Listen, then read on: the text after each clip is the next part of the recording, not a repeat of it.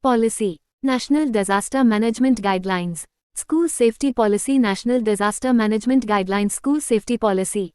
A publication of National Disaster Management Authority, Government of India, NDMA, Bhavan A1, Safdarjung Enclave, New Delhi, 110,384792015. February 2016. Contents. Page Notes. Executive Summary v. 1.0 Introduction 1.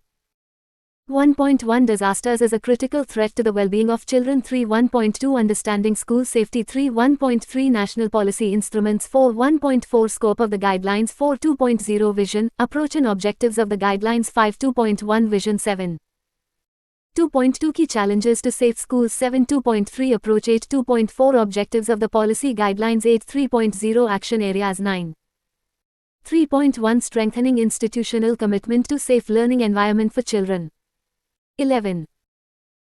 3.2 Planning for safety. 12. 3.3 Implementation of safety actions. 14. 3.4 Capacity building for safe schools. 16. 3.5 Regular monitoring of risk and revision of plan. 18. 4.0 Roles and responsibilities of different stakeholders. 19. 4.1 State Disaster Management Authorities SDMAs. 21. 4.2 District Disaster Management Authorities DDMAs. 21. 4.3 National Level Education Authorities. 21.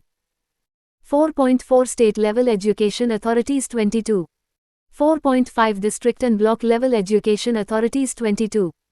4.6 SCERT and Diets. 22. 4.7 School Administration. 23.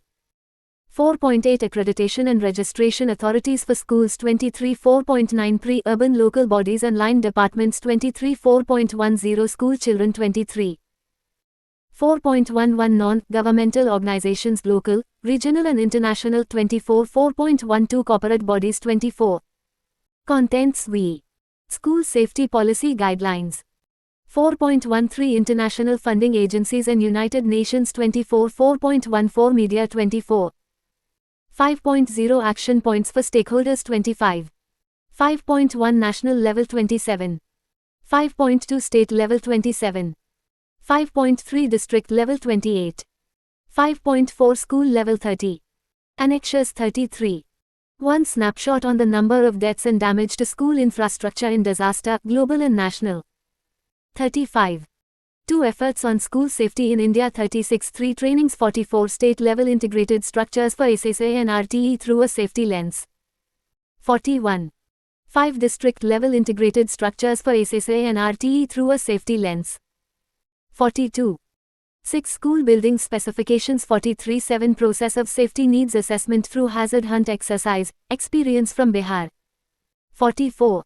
8 School DM Plan Model Template National School Safety Program NSSP. 45. CONTANTS6. School Safety Policy Guidelines.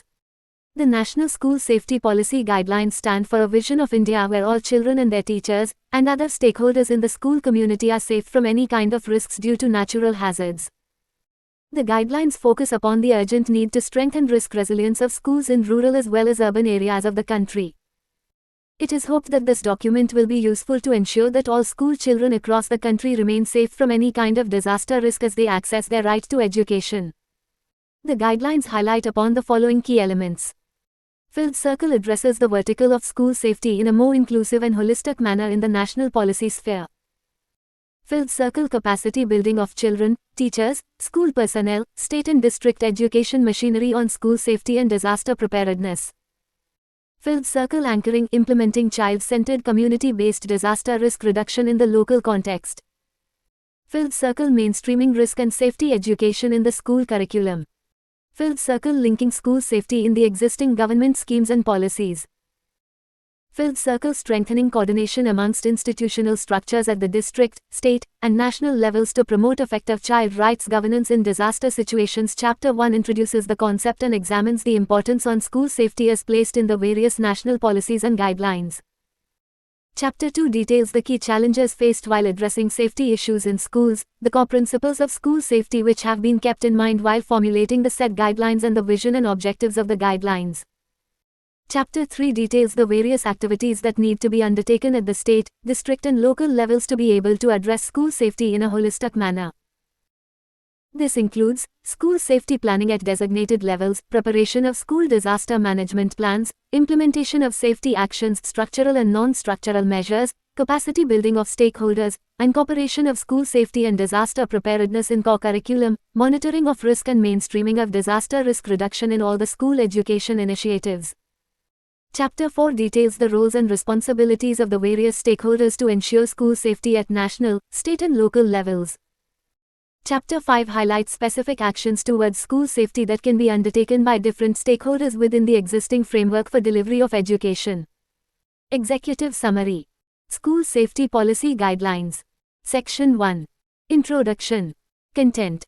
1.1 Disasters as a critical threat to the well-being of children. 3. 1.2 Understanding School Safety. 3. 1.3 National Policy Instruments. 4. 1.4 Scope of the Guidelines. 4. 3. School Safety Policy Guidelines. 1.1 Disasters as a critical threat to the well-being of children.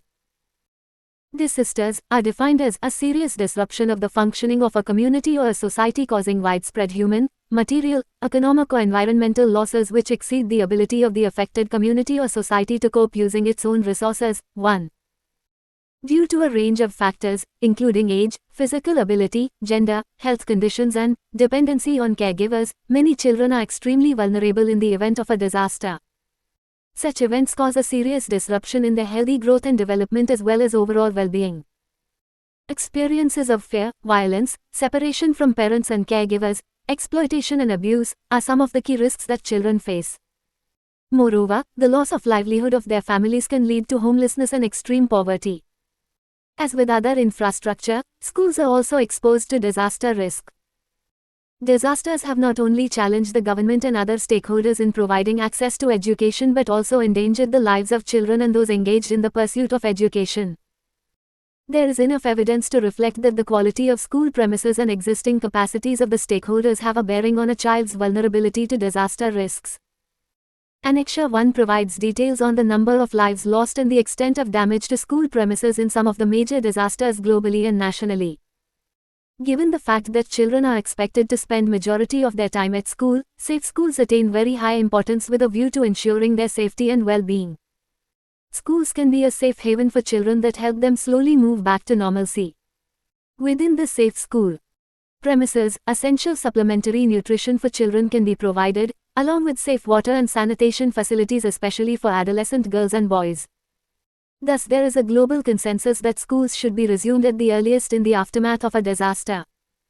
1.2 Understanding School Safety. School safety has been defined as the creation of safe environments for children starting from their homes to their schools and back.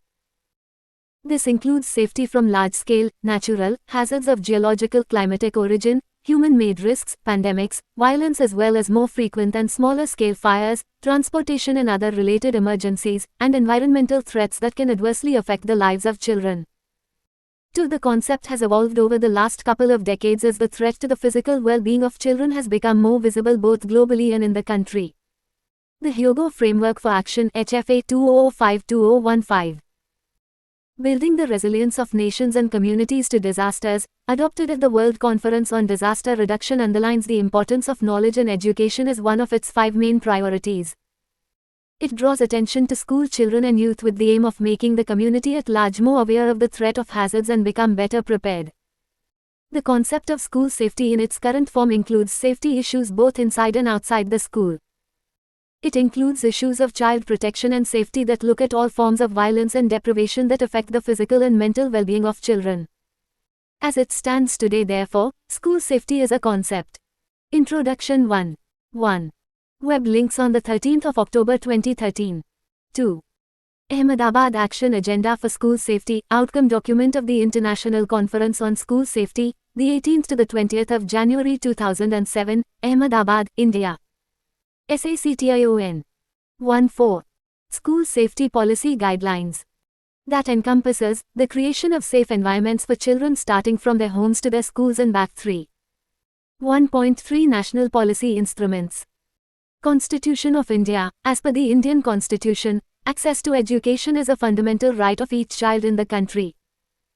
National Policy on Children 2013. The National Policy for Children reaffirms the government's commitment to the realization of rights of all children in the country.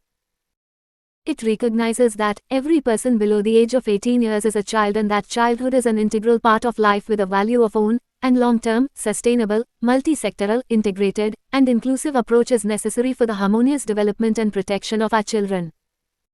The policy has identified survival, health, nutrition, education, development, protection including from emergencies, disasters, and participation as the undeniable rights of every child, and has also declared these as key priority areas. National Disaster Management Act 2005. The National Disaster Management Act 2005 lays down the institutional, legal, financial and coordination mechanisms for disaster management (DM) at the national, state, district and local levels. Through the National Institute of Disaster Management, the Act envisages promotion of safety awareness among stakeholders including teachers and students. National Policy on Disaster Management (NPDM) 2009. The National Policy on Disaster Management 2009 highlights the need for structural as well as non-structural safety in schools and educational institutions. In the chapter on techno-legal regime, in section 6.4.1, the policy identifies school buildings as a national priority and enables provision for designing the school buildings hostels with earthquake-resilient features and equip them with appropriate fire safety measures. In the chapter on capacity development under section 10.2.2, the policy also emphasizes upon disaster management training in all educational institutions including schools. Section 10.5.1 makes a reference to the role of National Cadet Corps (NCC) and Scouts and guides in schools and colleges for disaster management related work. Section 10.6.1 of NPDM discusses the introduction of subject of disaster management in the curriculum through the central and state boards of secondary education. National Policy on Education (NPE) 1968, revised in 1992, the National Policy on Education calls for a child-centered approach in primary education, but does not contain a specific reference to school safety or disaster risk issues of children. Right to Education Act 2009, Right to Education (RTE) Act 2009 guarantees free and compulsory education to all the children in the country till the age of 14. The Act sets minimum norms and standards with regard to location and quality of schools and in Clause 19, lays down that no school shall be established or recognized unless it fulfills the norms and standards specified in the schedule. One of the key standards is in relation to access to all-weather buildings.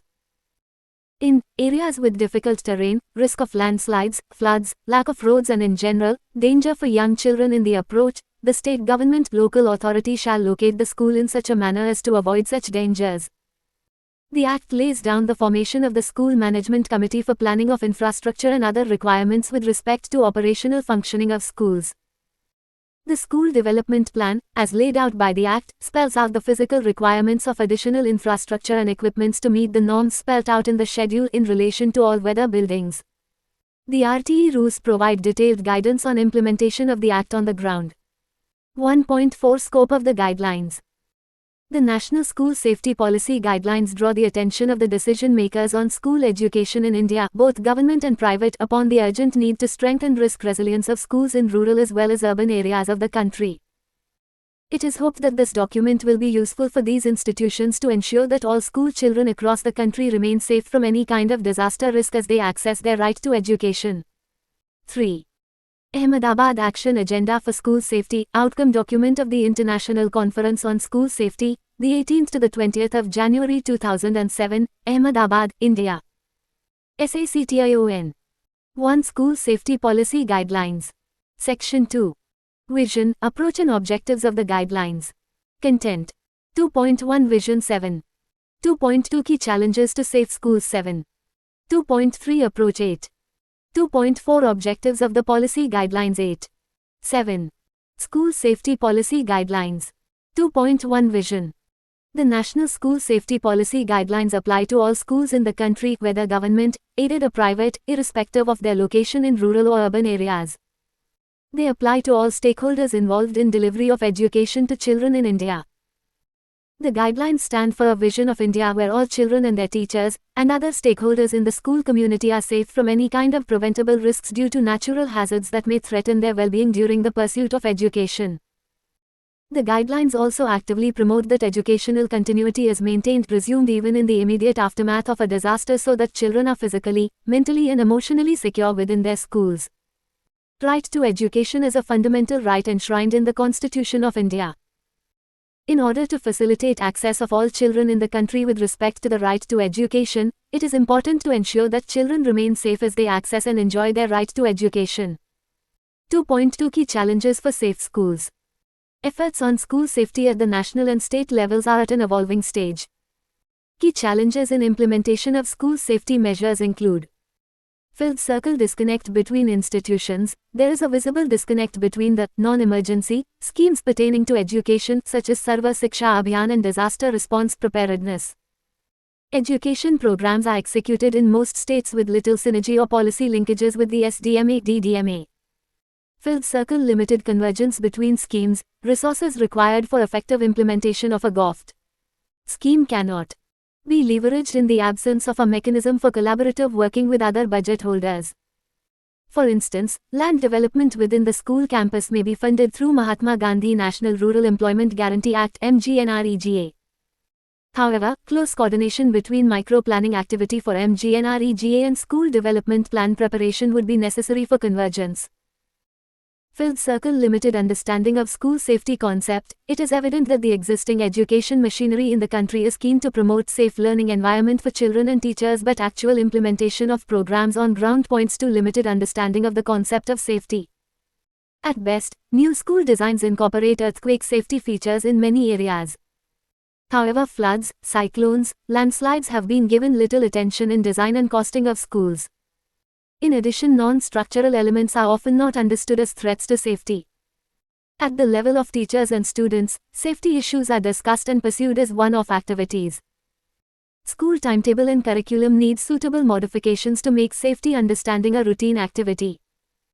The National School Safety Policy Guidelines emphasize on the need for active mainstreaming of disaster risk reduction in all the school education initiatives in the country. This would require a collaborative approach between the state education departments and the state disaster management machinery. Collaboration would be necessary especially for capacity development activities such as sensitization of officials, public awareness on disasters, training of students and teachers, pre-positioning equipments for emergency response, creation of educational material on disasters and monitoring of risk. Vision, approach and two objectives of the guidelines. SACTION 28. School Safety Policy Guidelines. 2.3 Approach to implementation. Fundamental principles that form the core approach of these guidelines are given below. 2.3.1 All hazard approach. School safety efforts need to take cognizance of all kinds of hazards that may affect the well-being of children. These may include natural hazards such as floods and earthquakes as well as man-made hazards. Hazards include structural and non-structural factors. Structural factors include dilapidated buildings, poorly designed structures, faulty construction, poorly maintained infrastructure, loose building elements, etc. While non-structural factors include loosely placed heavy objects such as almirahs, infestation of the campus by snakes and any other pests, broken or no boundary walls, uneven flooring, blocked evacuation routes, poorly designed and placed furniture that may cause accidents and injury, inadequate sanitation facilities etc. Safety of children, their teachers and parents needs to be approached holistically to include visible as well as invisible risks that may be sudden onset or have built up slowly over a period of time. 2.3.2 Strengthening existing policy provisions to make schools safer. There has been substantial investment by the government in creating infrastructure for the education sector. There is need to ensure that all the existing and new infrastructure is resilient to locally relevant hazards through the design and construction processes. Unsafe structures can increase the vulnerability of children who are the primary target group of such efforts. Thus it is important to ensure that all development actions taken even in non-emergency times are designed with a view to ensuring their performance during emergencies. It is imperative that the existing institutions at the national and state level are strengthened and capacitated to take responsibility of school safety planning and action. Such a step will not only ensure that development policies and programs are strengthened but also provide the necessary support to safety actions. 2.3.3 School safety is an indicator of quality for planning, execution and monitoring. School safety is not a one-time effort but a continuous process. Safety principles need to be incorporated in the day-to-day functioning of the educational institutions in the country, cutting across the traditional stages of the disaster cycle: preparedness, response and recovery.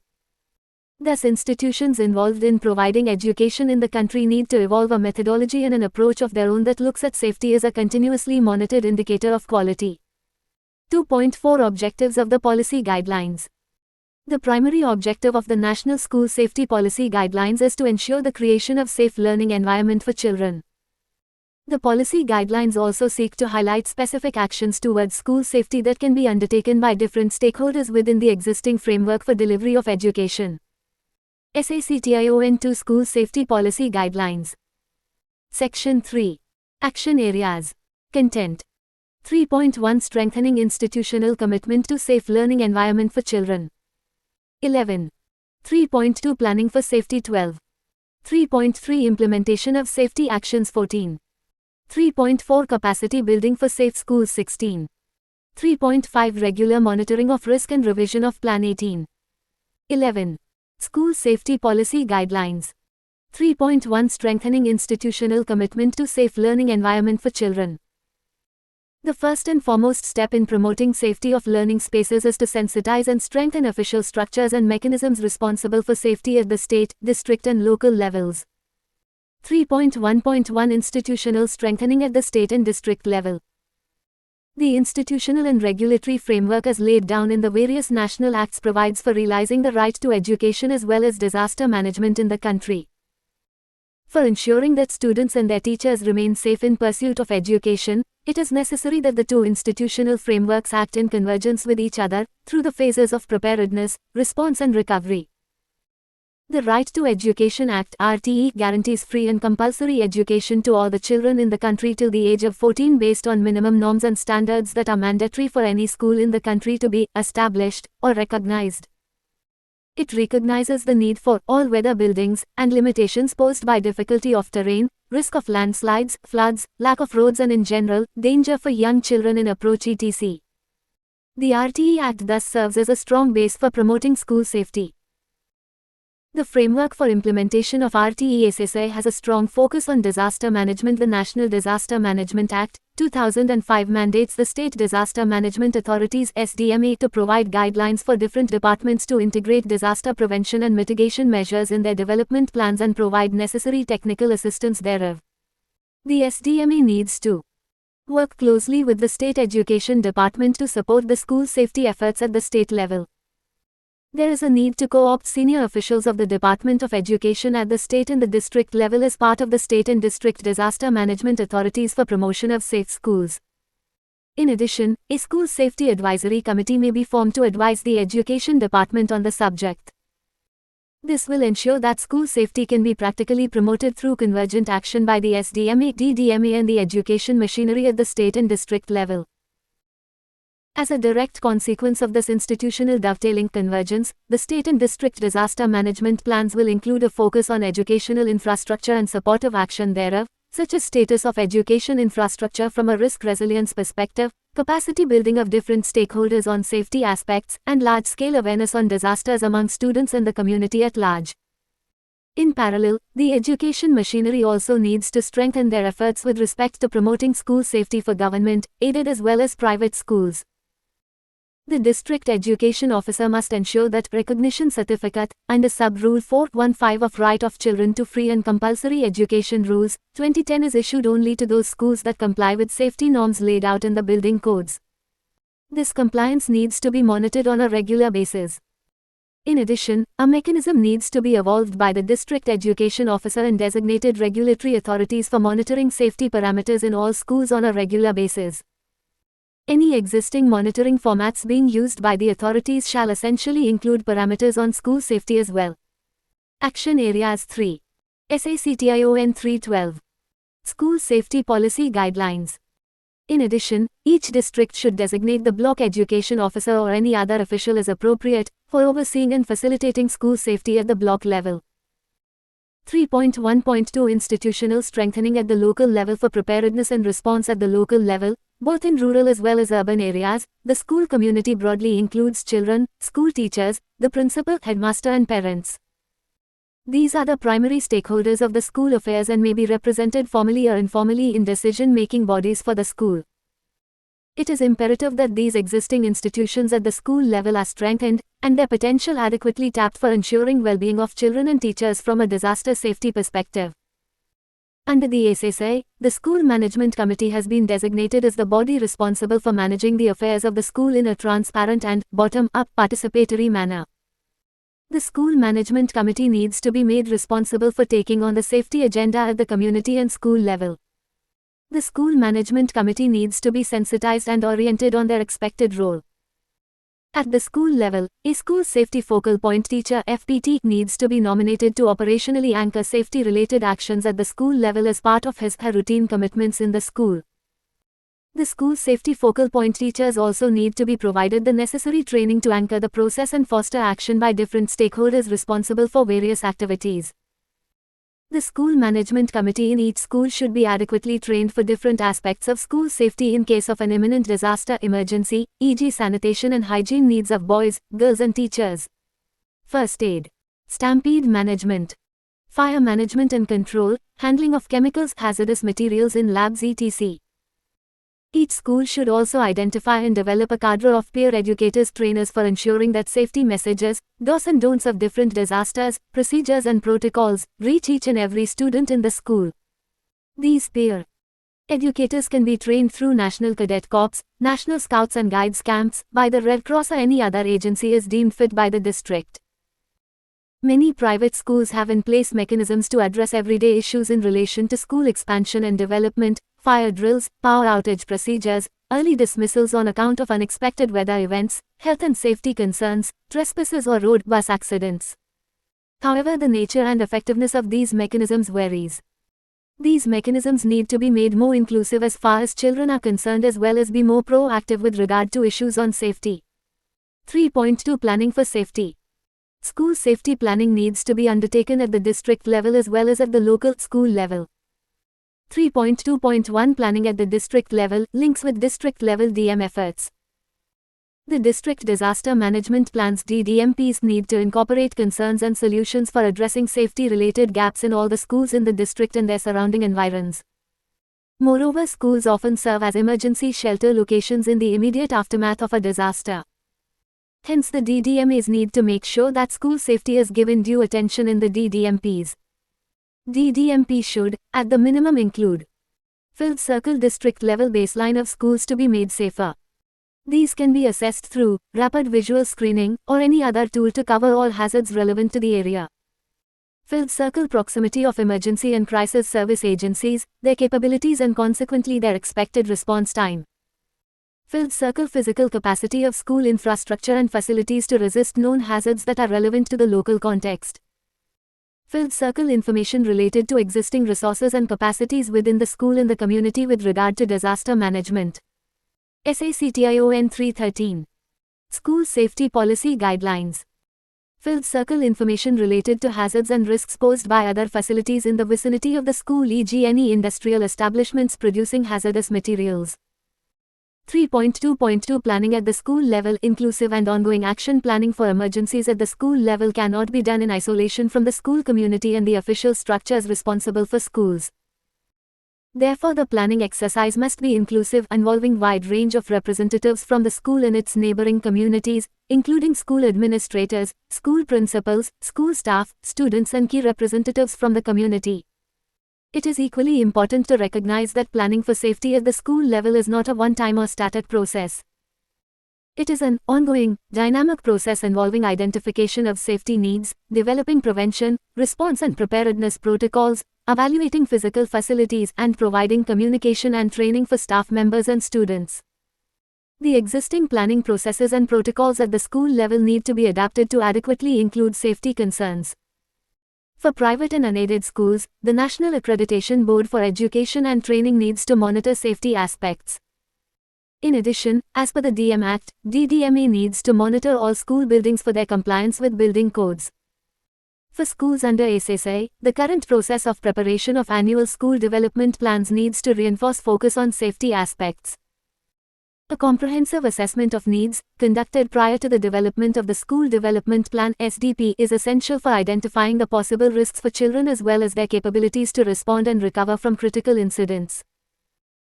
The assessment should consider the history of natural disaster risk in the area and natural vulnerabilities, physical factors, such as the location of the school with regard to existing emerging hazards, for example flooding due to proximity of a water body, building code requirements in relation to school structures as well as non-structural components that may threaten the well-being of children.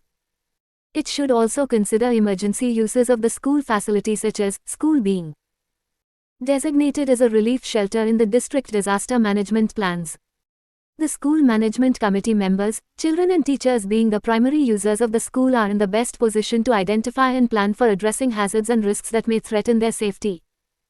Once the school management committee has been formed and oriented to school safety issues, a dedicated group of individuals is available to lead the process of identifying risks and vulnerabilities. Any appropriate tool may be used to conduct the process of identifying needs in a participatory manner. For instance, hazard hunt exercise is a tested method to identify risks, both inside and outside the school precincts that may threaten the safety of the school community. It involves identifying all kinds of hazards including those that can cause physical harm such as deep potholes, lack of boundary walls, those that affect the health of children such as contaminated water sources, absence of toilets and hand washing facilities, as well those factors that are outside the school per se such as fast-moving traffic on the road outside, ponds etc. Refer Annexure 7. Based on the assessment of needs, the school development plan needs to be prepared by the school management committee. NDMA through SDMA and DDMA will provide standard toolkits and render other inputs to facilitate the process.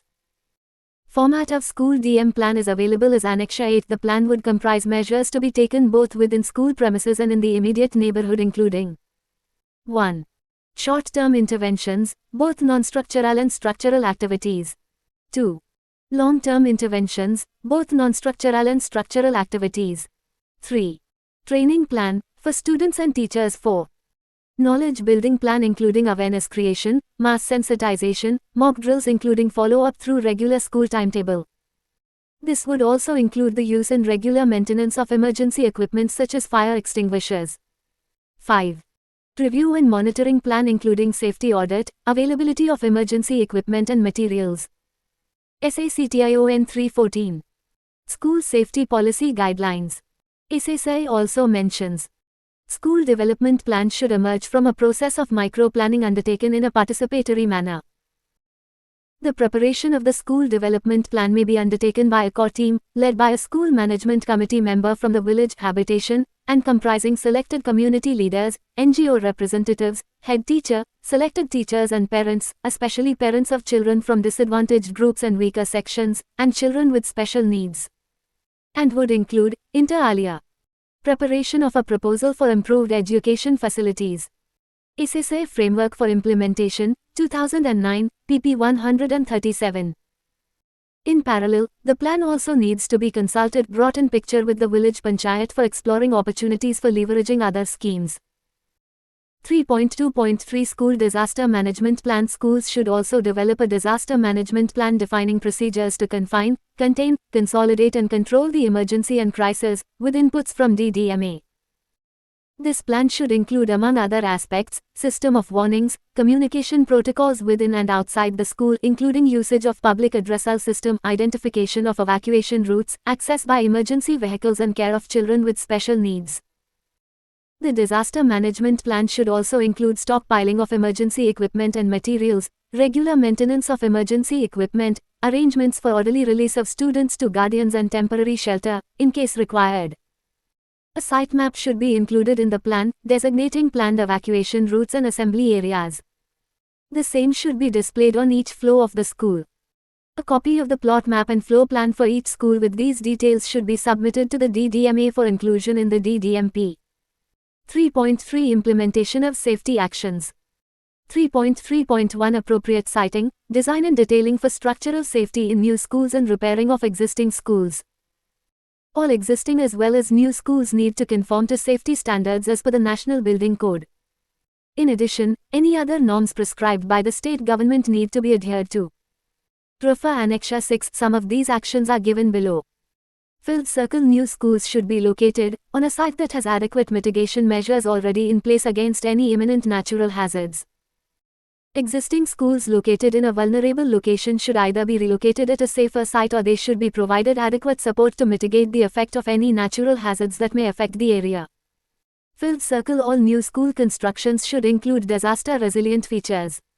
Existing vulnerable schools need to be repaired to the desired level of resilience with regard to local disaster risks. Filled circle. Prescribed designs may be adapted to accommodate safety and child-friendly features. Filled circle. For design of structural standards of school building and its components such as corridors, staircases, side areas, quality of construction should be as per the National Building Code 2005. Only non-combustible, fireproof, heat-resistant materials shall be used in school construction. Filled circle. Vertical expansion of existing schools shall not be carried out without a fitness certificate for the building from a certified civil structural engineer. Filled circle. Additional classrooms or any other structures requiring horizontal expansion shall be designed taking into account the space availability, and while constructing as a continuous unit to the existing structures, these should be designed to have less impact of seismic forces. Filled circle. Each classroom should have 2 doors for easy evacuation. Adequate openings for ventilation and lighting are some of the essential elements that need to be accommodated in the design. Filled circle. Doors opening outside, into open areas or corridors of adequate width are key details that need to be incorporated to make schools safer. SACTION 315. School Safety Policy Guidelines. All of these and any other additional ones require the guidance and support of a panel of technical agencies to be identified at the state level and designated to work in specific districts. In this manner, location-specific designs can be worked out with adequate attention to safety features as well as child-friendly elements. Besides these details, other design solutions in line with the whole school development concept need to be incorporated to promote safety and child-friendly features. Elements pertaining to school safety should be included in the whole school development approach. 3.3.2 Non-structural safety measures in schools. Besides structural safety measures, non-structural elements within the school campus need to be addressed to ensure safety. These are mostly low-cost, regular maintenance items that the school should address on a regular basis from their own funds. Some of these items have been listed below. Filled circle. All items of furniture such as almirahs, shelves, blackboards etc. as well as any other items that may fall and cause injury to students and teachers such as ceiling fans, coolers, water tanks etc. need to be secured to the walls or floor. Filled circle. Any electrical items such as loose wires that may cause an exigency should be addressed promptly by the school. Filled circle. Chemical and any hazardous materials in the school laboratory should be handled and stored as per instructions to prevent any harm to students and school staff. Filled circle. Open areas including corridors and evacuation routes including staircases and ramps should be kept free from any hurdles and barriers so that evacuation is smooth and swift. Filled circle. Pots, planters in the playground or corridors should be kept in a manner that does not affect smooth evacuation. Filled circle. Any derelict or unused building, rubble, etc. should be removed to prevent any harmful animals or pests from accessing children. Filled circle. Traffic movement outside the school should be managed to minimize risk to students at the time of assembling and dispersal of school. Filled circle. During excursions, schools should carefully choose the location of excursion and the itinerary so that exposure to hazard is minimized. Extra precautions should be taken when students are being taken close to water bodies, narrow mountainous tracks etc. Filled circle. Buses or any other vehicles owned, hired by the school need to be maintained properly so that students are not at risk of accidents. Drivers need to be appropriately trained on speed limits, stoppage of vehicles as well as crisis management so that children remain safe during their travel to and from schools.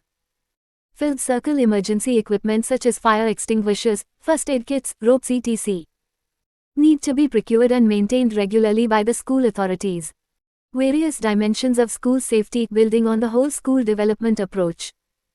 SACTION 316. School Safety Policy Guidelines. Filled circle. The figure on page 15 articulates various dimensions of school safety as part of the whole school development plan WSDP from the perspective of the school community. Fire prevention and fire safety. Fire prevention and fire safety measures should be part of initial school design and also require regular maintenance and testing. The following must be ensured. Flammable and hazardous materials sources are limited, isolated, eliminated, or secured. This includes electrical lines and appliances, heaters and stoves, natural gas pipelines and LPG canisters, flammable or combustible liquids.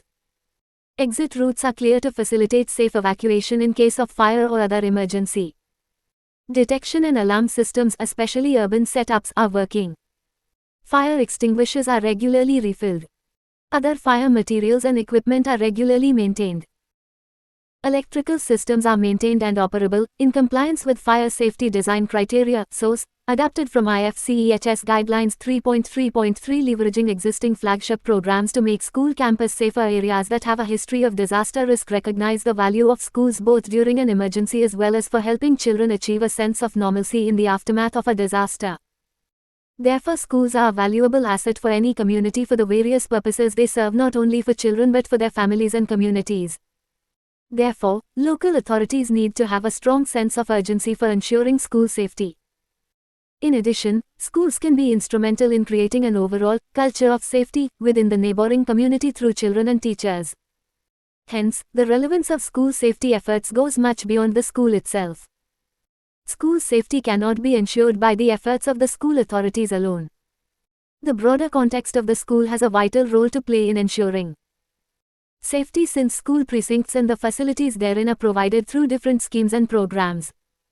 Often these schemes and programs are rather disconnected with the school affairs and special needs of children. SSI also recognizes.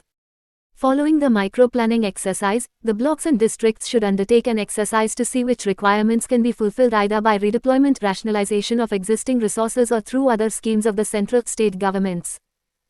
The SDP may be appraised by the cluster-level units, in consultation with the block teams. The district unit will appraise the block-level plans which will form the basis of the district plan. SSI Framework for Implementation, 2009, pp. 138. The School Development Plan detailing possible sources of funding for different components of school safety including SSI, Backward Areas Grant Fund, National Rural Employment Guarantee Scheme, Nirmal Bharat Abhiyan, Tribal Areas Subplan, MPLADETC. Needs to be shared with Panchayati Raj institutions, urban local bodies and other local level institutions for their participation and support. Components of the School Development Plan that can be included in the Panchayat plans for Backward Areas Grant Fund, National Rural Employment Guarantee Scheme, etc. Need to be subsequently followed up with the relevant departments along with the pre-urban local bodies so that they are executed in a timely fashion with the desired quality, with a focus on children and a focus on safety. Those activities that the school can undertake on its own, such as non-structural mitigation measures, for instance, clearing evacuation routes and addressing loose hanging objects, needs to be taken up by the Department of School Education. 3.4 Capacity building for safe schools. A critical enabler for promotion of safety at the school level is deeper understanding, sensitivity and overall capacity of the concerned stakeholders in relation to the issue of school safety. SACTION 317. School Safety Policy Guidelines. Capacity building for school safety covers a range of actions spanning from awareness generation and sensitization to training on direct actions required by different stakeholders. Additionally, capacity building is not a one-time activity. It requires follow-up of knowledge and skills imparted and regular value additions in the day-to-day working of teachers, students and school staff. Capacity building actions for safe schools fall broadly in two categories. 3.4.1 General training for students and school staff. Delineating their expected roles, procedures and responsibilities in relation to any emergency, this training would include strengthening understanding of a. Potential disasters that may affect the school community. b. Warning signals, emergency and crisis instructions and mitigation actions for different levels of response. c. Evacuation routes, and knowledge of safe spaces and shelter locations. d. First aid and basic life support. a. Availability of personal and group counseling and support following a disaster. And f. Updates in the disaster management plan that affect the total population of the school. These trainings are necessary for preparation and regular updation of school-level disaster management plans as well as for effective execution in case the need arises. Therefore, regular practice through mock drill exercises involving teachers together with children is critical for sustaining the impact of safety initiatives. Awareness programs for children on local hazards and risk reduction with relevant knowledge and life skills through discussions, street plays, drawing competitions, quiz competitions, essay slogan writing and demonstration are proven ways of involving children in a meaningful manner. In addition, rallies, games matches and other community-level activities may be organized with inputs from DDMA, SDMA to make children as well as the larger community aware. 3.4.2 Specialized training and skill building. Training would be imparted for performing specialized roles as part of the school disaster management plan, for instance, a. Specific duties and procedures assigned to students, faculty and staff as part of the school disaster management plan, e.g. first aid training, search and rescue etc. b. Coordination of the school safety needs assessment and integration of these needs with the school development plan by school safety focal point teacher and principals. c.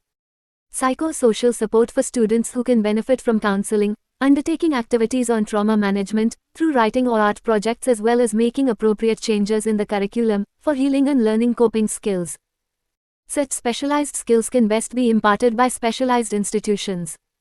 State governments need to establish a formal mechanism such as a joint plan of action with specialized agencies such as SDRF and the Red Cross.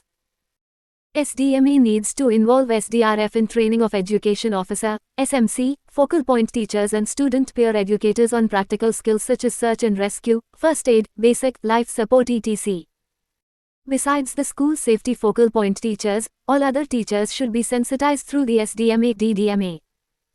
In addition, district institutes of education and training diets should also include school safety as part of their pre-service and in-service training programs. School safety focal point teachers need to be provided training on school safety concept and various activities related to execution of their responsibilities as the school safety focal point teachers. State Council for Education and Training (SCERT) should train master trainers from each district institute of education and training diet, and master trainers of each diet should in turn impart training to school level stakeholders.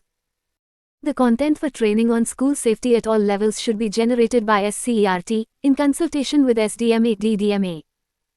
In addition, SCERT needs to develop child-friendly teaching material for teachers and students to engage them on school safety issues. SACTION 318. School Safety Policy Guidelines. The School Management Committee needs to be trained on assessment of safety needs, developing plans as well as safety audit which needs to be conducted quarterly. This includes checks to ensure that facilities and resources within the school are maintained with safe water and sanitation, first aid kits, fire extinguishers etc. Disaster management in core curriculum. Dedicated actions for building the capacity of students and staff in schools are needed to create a culture of safety within the larger community to which the students and teachers belong. This culture of safety would be an outcome of the collective efforts of the educational institutional machinery with other institutions concerned with disaster risk such as the state and district disaster management authorities. On their part, Central Board of Secondary Education, State Boards of Secondary Education (SCERT) and other institutions involved in curriculum development need to include age-appropriate theoretical as well as practical knowledge on risk of disasters, nationally and specifically about their own state. Practical training on health promotion and disease prevention concepts and health-enhancing behaviors and life skills is important. List of trainings required for promotion of school safety is available in Annexure 3. Peer education and use of child-friendly methods. The strategy of peer-to-peer education is a tested strategy for imparting specific knowledge on disasters such that it reaches each and every student within the school. This strategy not only promises extended outreach, it also facilitates the development of leadership skills in the students at school and within their community. Peer education for disaster management may be extended to peer mediation in cases of bullying or any other incidences of violence that can be resolved by students themselves. It is also important to ensure that appropriate child-friendly techniques are used in the process of skill building. Use of songs, skits, puppet shows, drawing competitions, quiz competitions, essay, slogan writing and demonstration are proven ways of transferring knowledge and skills to children. 3.5 Regular monitoring of risk and revision of plan. Implementation of National School Safety Policy Guidelines needs to be monitored at the national level jointly by MHRD and NDMA.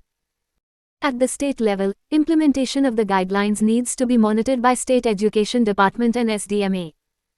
SSA framework offers broad guidelines on provisioning of school infrastructure facilities. Therefore, suitable indicators to monitor disaster risk to children may be developed, monitored by the state governments based on their specific conditions in assistance with SDMAs.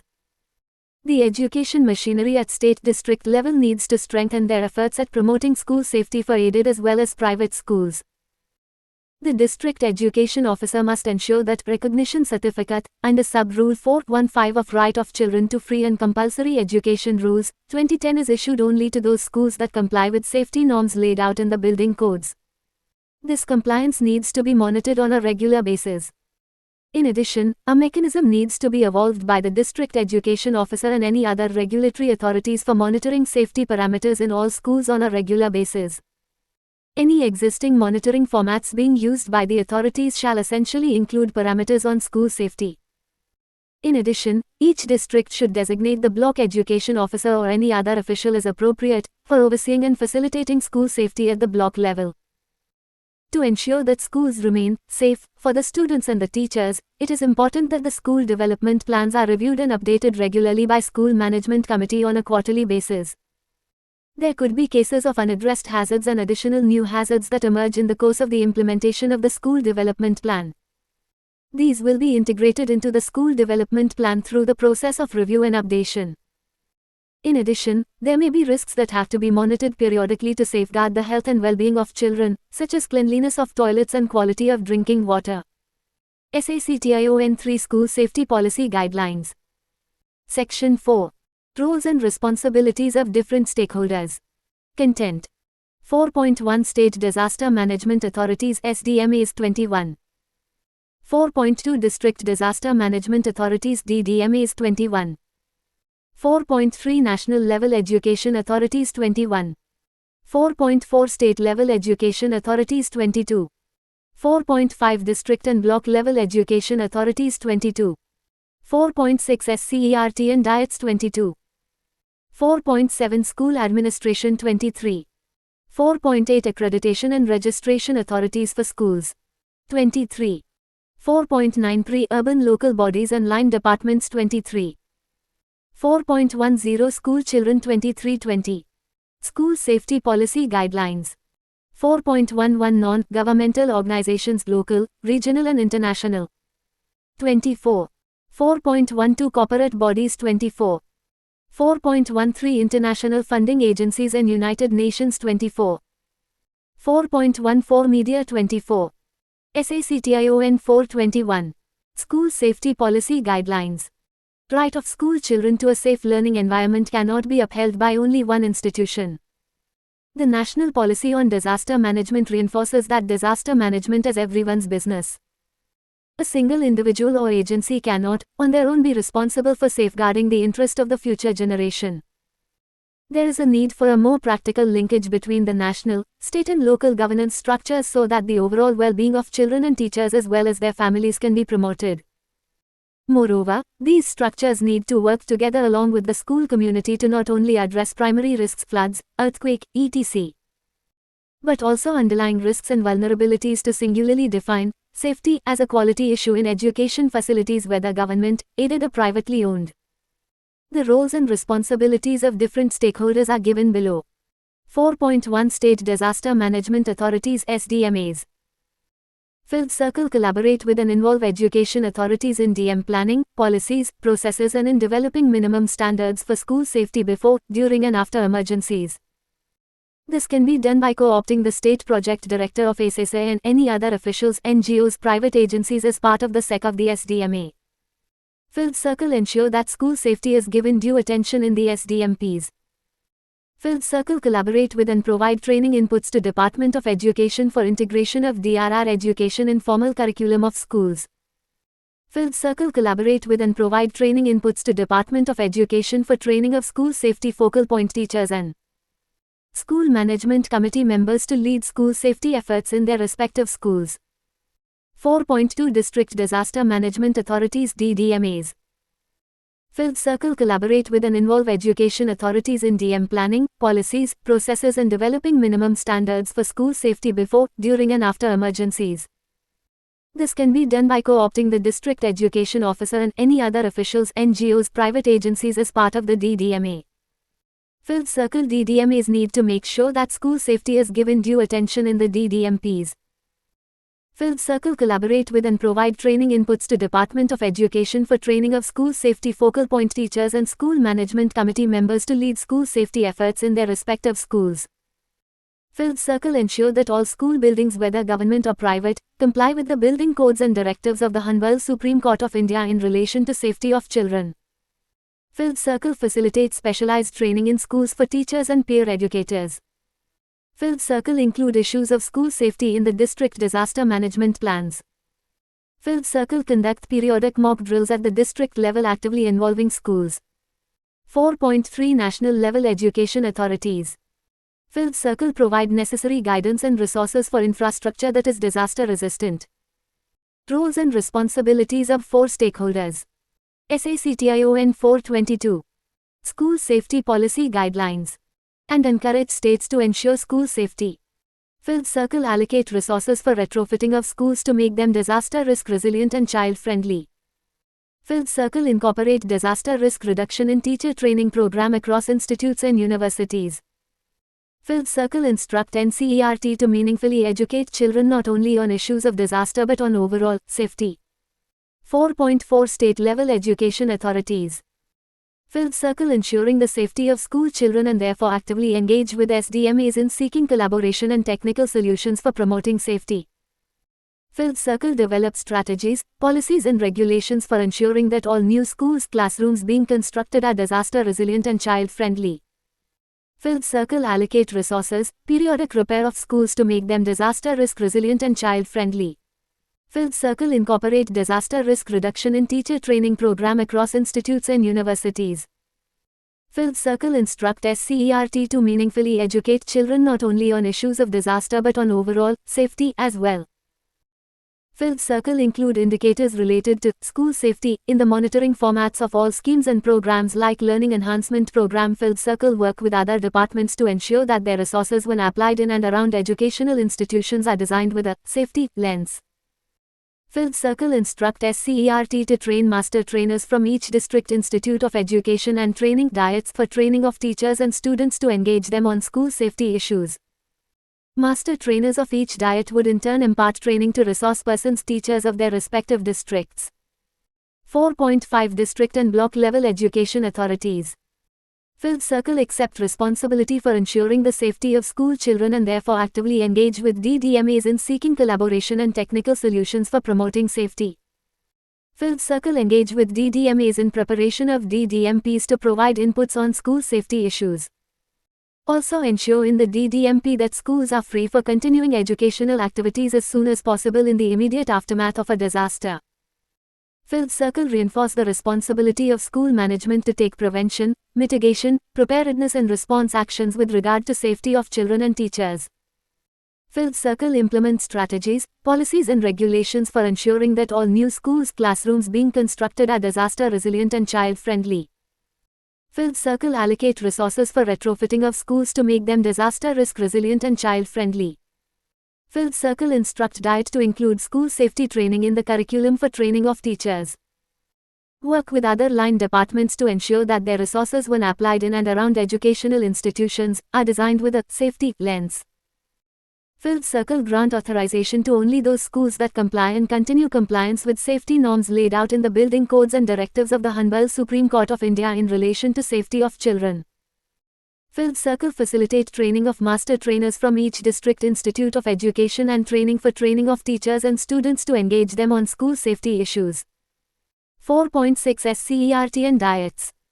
Fifth circle, school safety agenda at the school, acknowledge that safety is an important issue that requires sensitization and training of teachers. SACTION 423. School Safety Policy Guidelines. Fifth circle, develop interesting modules for training of teachers on issues of disaster risk and how it can be mitigated. These need to be integrated in the ongoing programs pertaining to training of trainers and teachers. Fifth circle, develop child-friendly and intellectually stimulating content on the issue of disaster risk for inclusion in the curriculum. Fifth circle, train school safety focal point teachers. Fifth circle, develop modules for training of peer trainers at the school level.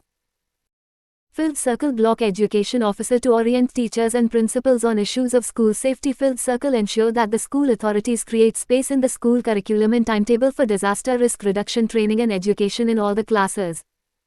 Field Circle ensure that schools allocate time for follow-up actions on school safety at least once a week. Field Circle include indicators on safety as part of routine monitoring. Field Circle supports schools to include safety issues in the school development plans. Field Circle promote cross-learning between schools with regard to their initiatives for promoting safety. 4.7 School Administration. Field Circle allocate time for weekly knowledge and life skill building activities. Field Circle incorporate school safety issues in the school development plan. Field Circle ensure that teachers and non-teaching staff receive appropriate training in disaster risk reduction. Field Circle involve pre-urban local bodies and line departments in safety planning exercises. Field Circle ensure that relevant norms and standards for school safety are applied in their own school building and functions. Field Circle ensure active and equitable participation of school community, including children and elected representatives for preparing and implementing SDPs. Field Circle deploy appropriate strategies to encourage and support children to participate in spreading disaster risk reduction knowledge to families and communities. 4.8 Accreditation and registration authorities for schools. Field Circle lay down safe learning environment as a necessary precondition for recognition of schools. Field Circle insist on the designation of a school safety focal point teacher in new schools applying for recognition accreditation. Field Circle include safety as one of the monitorable indicators for continued recognition of private schools.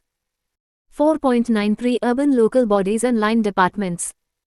Field Circle effectively participate in the school safety planning exercises. Field Circle ensure that all infrastructure and installations routed through them for schools and even outside are resilient to local disasters. 4.10 School children. Field Circle enthusiastically participate in and learn DRR disaster risk reduction principles and practices being taught in school and outside. Field Circle take cognizance of disaster risks in their own community and actively seek solutions to reduce them. Field Circle participate in preparing and implementing SDPs. Field Circle participate in mock drills and appropriate response strategies available in school or community. Field Circle actively spread the knowledge on DRR acquired in school to your families and communities. SACTION 424. School Safety Policy Guidelines. 4.11 Non-governmental organizations local, regional and international. Field Circle sensitize policymakers on the need for school safety and advocate for a systemic commitment to safety. Field Circle facilitate and provide training to school safety focal point teachers and SDMC members on school safety intervention so that they can effectively participate in the school safety efforts. Field Circle collaborate with academic scientific research institutions and experts for development and delivery of training programs and research on new and innovative approaches. Field Circle participate in coalitions and collaborative platforms for school safety at local, district, state, national and global levels and bring the acquired knowledge and understanding in the geographical areas they are present.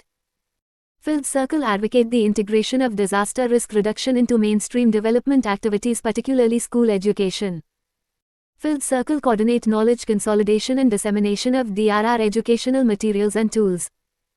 Field Circle undertake responsibility of orienting and educating the larger donor community and policy makers on issues of school safety and disaster risk reduction. Field Circle facilitate the development of monitoring tools to assess the effectiveness of education sector projects from a disaster risk reduction perspective. 4.12 Corporate bodies. Field Circle support for promoting school safety through various activities such as construction of safe schools, repairing of existing schools, awareness creation on safety, capacity building of students and teachers etc. Field Circle ensure that all schools owned or supported by any corporate bodies comply with safety norms. 4.13 International funding agencies and United Nations. Field Circle support to develop and share knowledge on strategic approaches to school safety. Field Circle collaborate to develop and promote good practices in school safety and disaster risk reduction education in all forms. 4.14 Media. Field Circle participate in training on DRR issues and approaches. Field Circle take a lead in building the necessary momentum on school safety through adequate coverage of issues and solutions. Field Circle participate in the development, refinement and implementation of Code of Conduct for disaster reporting, especially with respect to children and schools. SACTION 4 School Safety Policy Guidelines. Section 5. Action points for stakeholders. Content. 5.1 National Level 27. 5.2 State Level 27. 5.3 District Level 28. 5.4 School Level 30. 27. School Safety Policy Guidelines. Concerted actions at national, state, district and school levels are to be taken to strengthen school safety measures. A summary of these action points for various stakeholders is furnished below. 5.1 National Level. Action by whom when? Frequency. 1. Strengthening institutional commitment to safe learning environment for children. I. Issue of guidelines and instructions relating to school safety and monitor compliance by the state. Ministry of Human Resource Development MHRD. As and when required. 2. Monitoring school safety. I. Monitor implementation of National School Safety Policy Guidelines. MHRD and NDMA. Clearly. 5.2 State Level. Action by whom when? Frequency. 1. Strengthening institutional commitment to safe learning environment for children. I. Co-opt senior officials of the Department of Education at the state level as part of SDMA. SDMA immediate. 1. Time. E. Review and work closely with the Education Department at the state level to support the school safety efforts of the department. SDMA Department of Education. Half yearly. E. Form a School Safety Advisory Committee at the state level to advise the Education Department on the subject. SDMA Department of Education. Immediate, one time. IV. Focus on educational infrastructure and supportive action thereof, within state disaster management plans. SDMA yearly. We. Advise DDMAs to constitute advisory committee on school safety at the district level. SDMA immediate, 1. Time.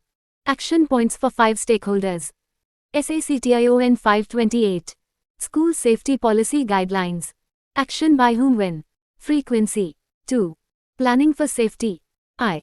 Prepare district-wise inventory of schools to be made safer. SDMA Department of Education. Immediate, one time. E. Mainstream disaster risk reduction related works under SSA RMSA. State Project Director SPD SSA RMSA. Clearly. E. Ensure school safety concerns are included in the state disaster management plans. SDMA Department of Education. Clearly. IV.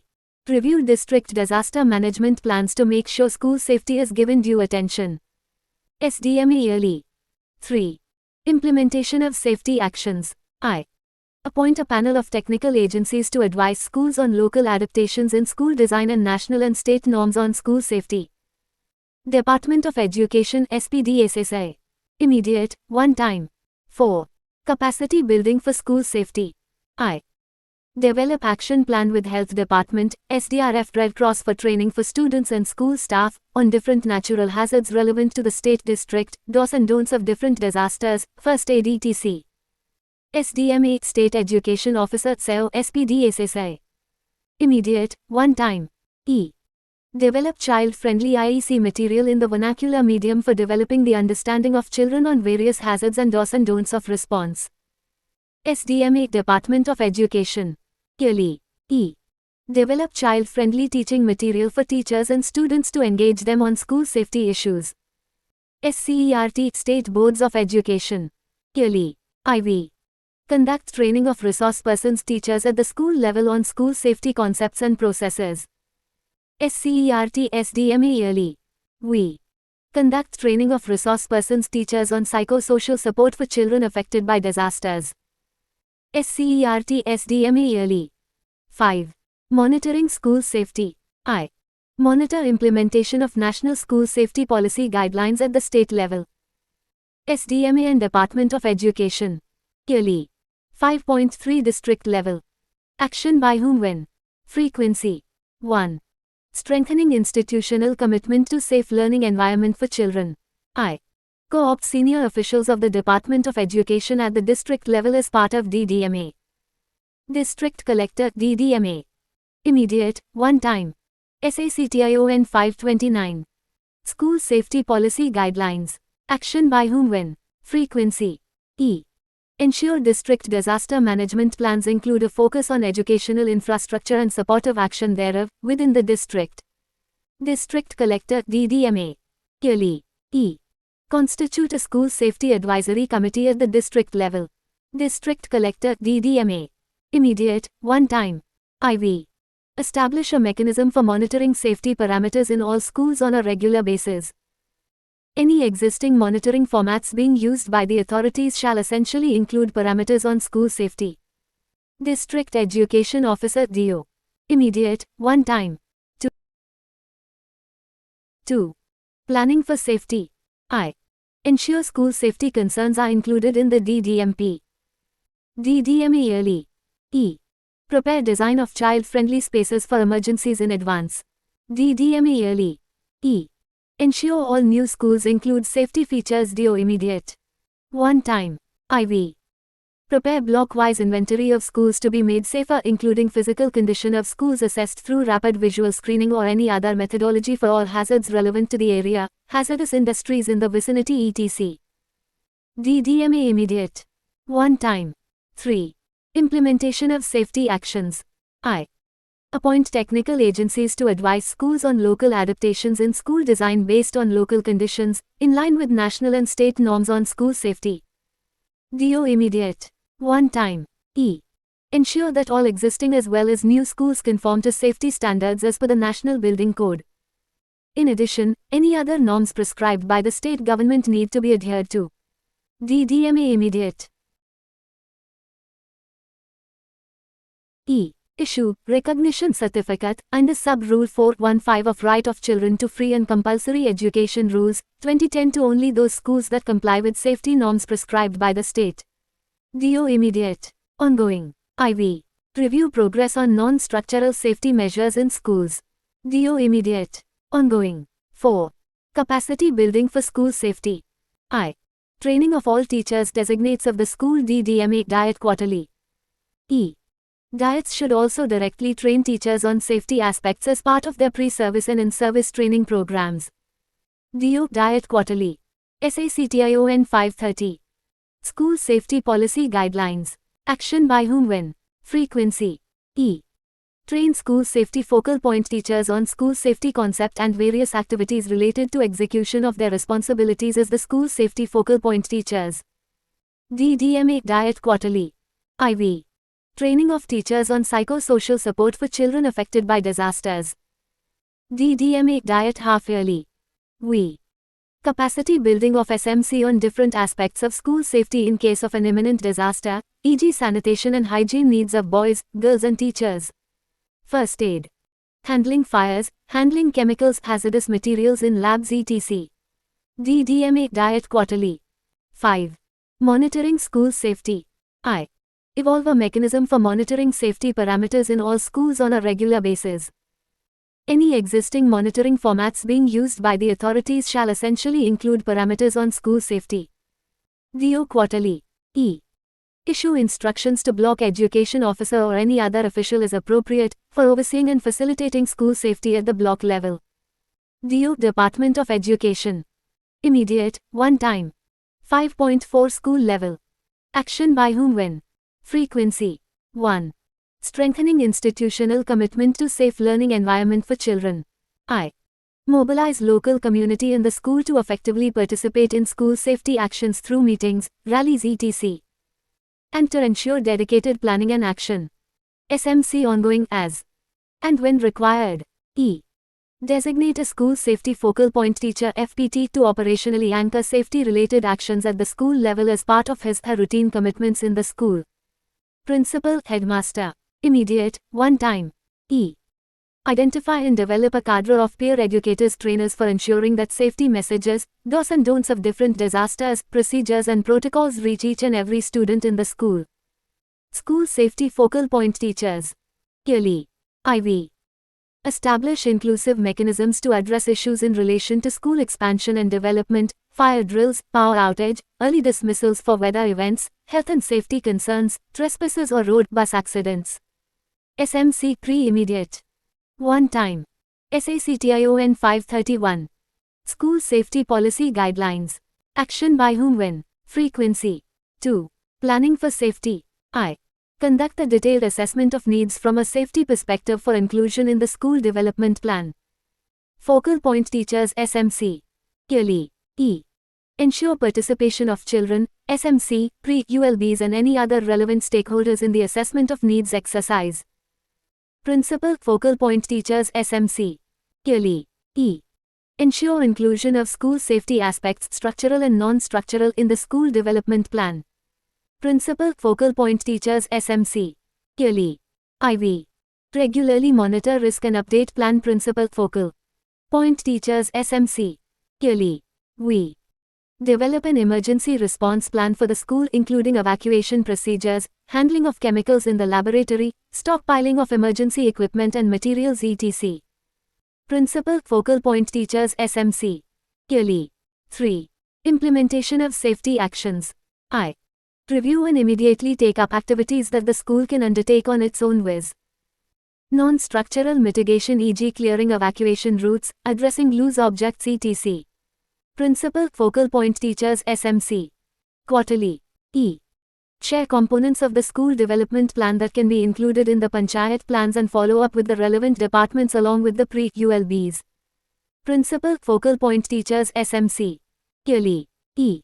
Amend the timetable and school calendar to build in opportunities for reinforcing safety awareness among children, mock drills etc. Principal Focal Point Teachers SMC. Quarterly. 4. Capacity building for school safety. I. Identify training needs of students and teachers with regard to school safety. Principal Focal Point Teachers. Clearly. E. Awareness programs for children on local hazards and risk reduction, for example through street plays, rallies, drawing competition, quiz competitions, slogan writing. Principal Focal Point Teachers. Weekly. E. Regular mock drills and follow-up of lessons on school safety. Practical demonstration on the use of safety equipment, etc. Including designation of School Safety Day (DRR) Day annually. Principal Focal Point Teachers. Monthly. IV. Training of SMC on assessment of safety needs, developing plans as well as safety audit. Focal Point Teachers. Quarterly. SACTION 532. School Safety Policy Guidelines. Action by whom when. Frequency. We. Training of peer educators on do's and don'ts of disasters, mock drills etc. Focal Point Teachers. 4. Monitoring school safety. I. Conduct safety audits in school including fire safety and food safety, midday meals in rural schools and clearance by fire authorities. SMC Quarterly. E.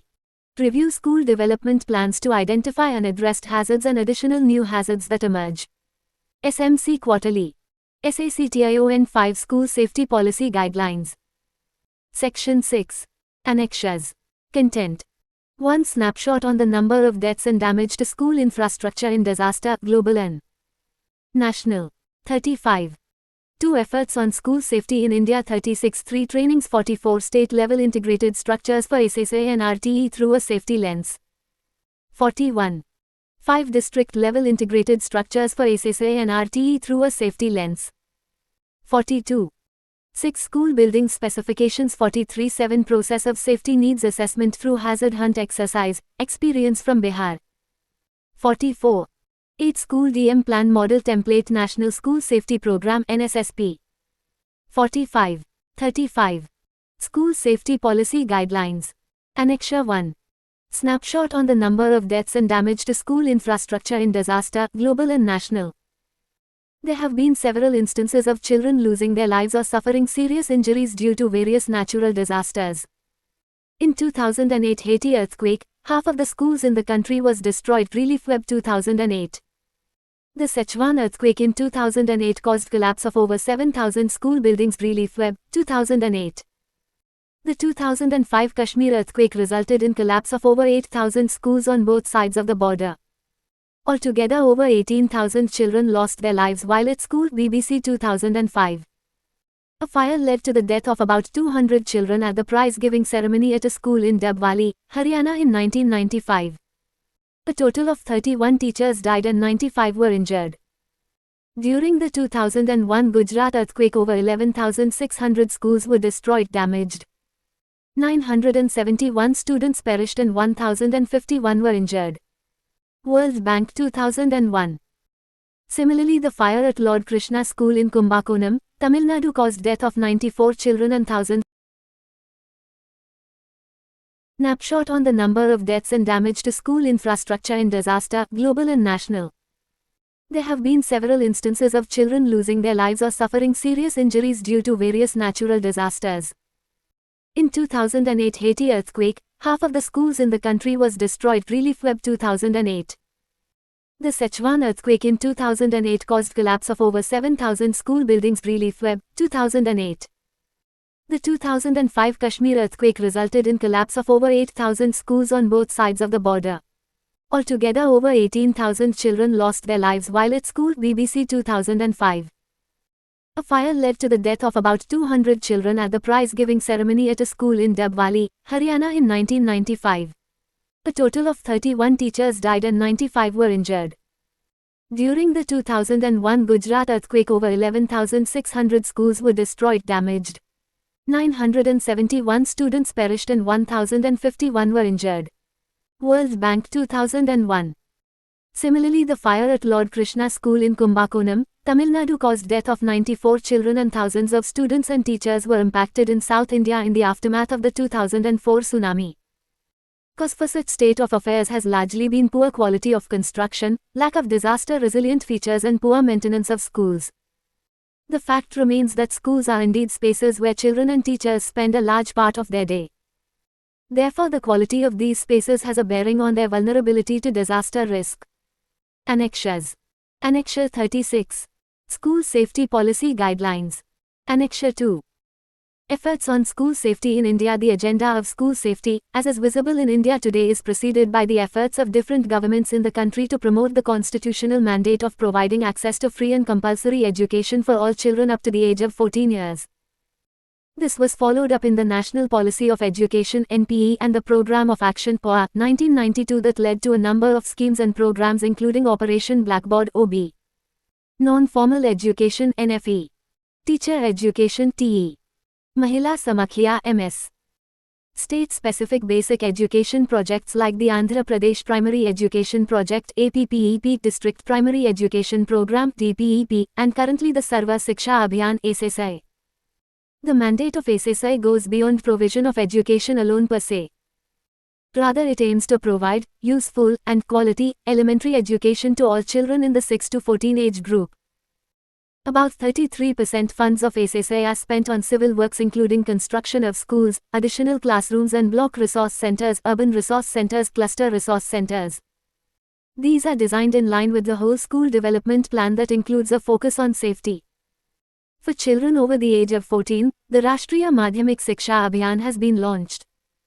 Disaster management was introduced as a subject in the Central Board school curriculum, as well as several state education boards. A handbook on school safety was developed by the Ministry of Home Affairs in 2004. The GOI UNDP Disaster Risk Management Program (DRM), launched in 2002, was one of the largest community-based disaster risk management programs in Asia. In order to generate awareness among students and teachers on how to respond to disasters, a component on school safety was developed under the DRM program. The prime objective of this initiative was school safety through education and building safer schools. It brought together children, teachers and school managers through participatory activities that concern children's safety during disasters. Under this component, school-level disaster management plans were developed and capacity enhancement programs including mock drills were conducted for school community. Extensive disaster management trainings were conducted for teachers, school managers and education department officials from central and state boards of secondary education. In total, 125,817 teachers were trained on disaster management at the district level. The program reached out to 4,105 schools with 130,000 enrolled children. Source: UNDP, 2007. In parallel, the work of the UN bodies, several NGOs and INGOs have provided many useful lessons in developing the substantive aspects of the agenda. The school safety agenda has thus evolved over the years. What initially was seen as a simple provision of child-friendly classrooms to protect children from the elements so that their education progresses uninterrupted, expanded to look at structural safety, non-structural mitigation as well as capacity building of the larger school community for promoting safety. Extracts from a communication from Ministry of Finance regarding revision of EFC format to address disaster management concerns in all the programs and schemes of the government. As per a communication from Ministry of Finance to all ministries and departments Ref No. 37/4 PFII 2003 of the 19th of June 2009, the Expenditure and Finance Committee EFC note for approval of all ongoing and new programs and schemes need to answer the following questions. 3F Does the project involve any creation, modification of structural engineering assets including land reclamation or changes to existing land use plans? If yes, then the costs involved in prevention and mitigation of disasters, natural and man-made, would need to be included fully in the project cost. ANNAXURA 37. School Safety Policy Guidelines. B. Identify the possible risks and analyze the likelihood and impact from earthquakes, floods, cyclones and landslides due to the location of the project sites as well as through secondary evidence. C. What are the land use directives, regulations applicable? List preventive measures enshrined in regulations which are to be complied with and confirm compliance. D. Based on the prioritization of risks, the mitigation measures being contemplated, both structural and non-structural. Confirmation that the implementation of the selected mitigation measures will not create new risks. A. Confirmation that the design and engineering of the structure has taken into consideration the National Building Code 2005, the appropriate BIS codes and the NDMA guidelines. Other sources such as Indian Road Congress Manual, Ministry of Road Transport, Highways and Shipping Manual, Railway Board Manual, Central Public Health Engineering Organization (MIN) of Urban Development Manual, Central Electricity Authority Manual and Central Water Commission Manual etc. may also be consulted where applicable. F. Has the cost of disaster treatment mitigation measures been included in the overall project cost? G. Also indicate that the whole process of risk assessment has been done based on available information and secondary evidence and the mitigation measures are in conformity with the statutory and other regulatory requirements and are the most viable ones in the present circumstances. There has been a major revision in the requirements of the Expenditure and Finance Committee EFC of Ministry of Finance, Government of India for approval of ongoing and new programs and schemes of all the ministries. Since 2009, the EFC note to be submitted by all ministries includes a well-defined set of questions with regard to disaster management.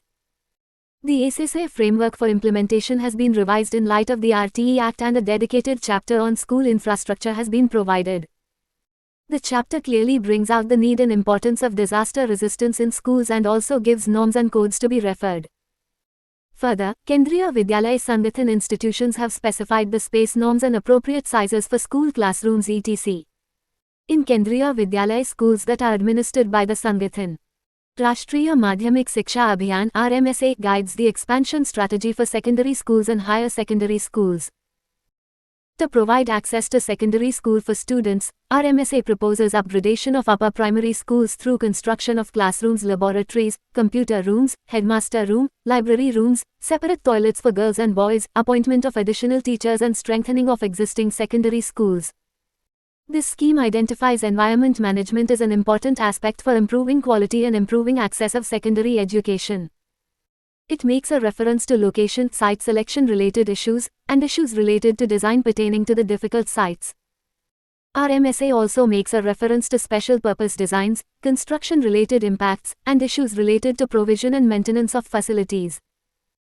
Kasturba Gandhi Balika Vidyalayas KGBV scheme was launched by the Government of India in August 2004 for setting up residential schools at upper primary level for girls belonging predominantly to the SC, ST, OBC and minorities in difficult areas.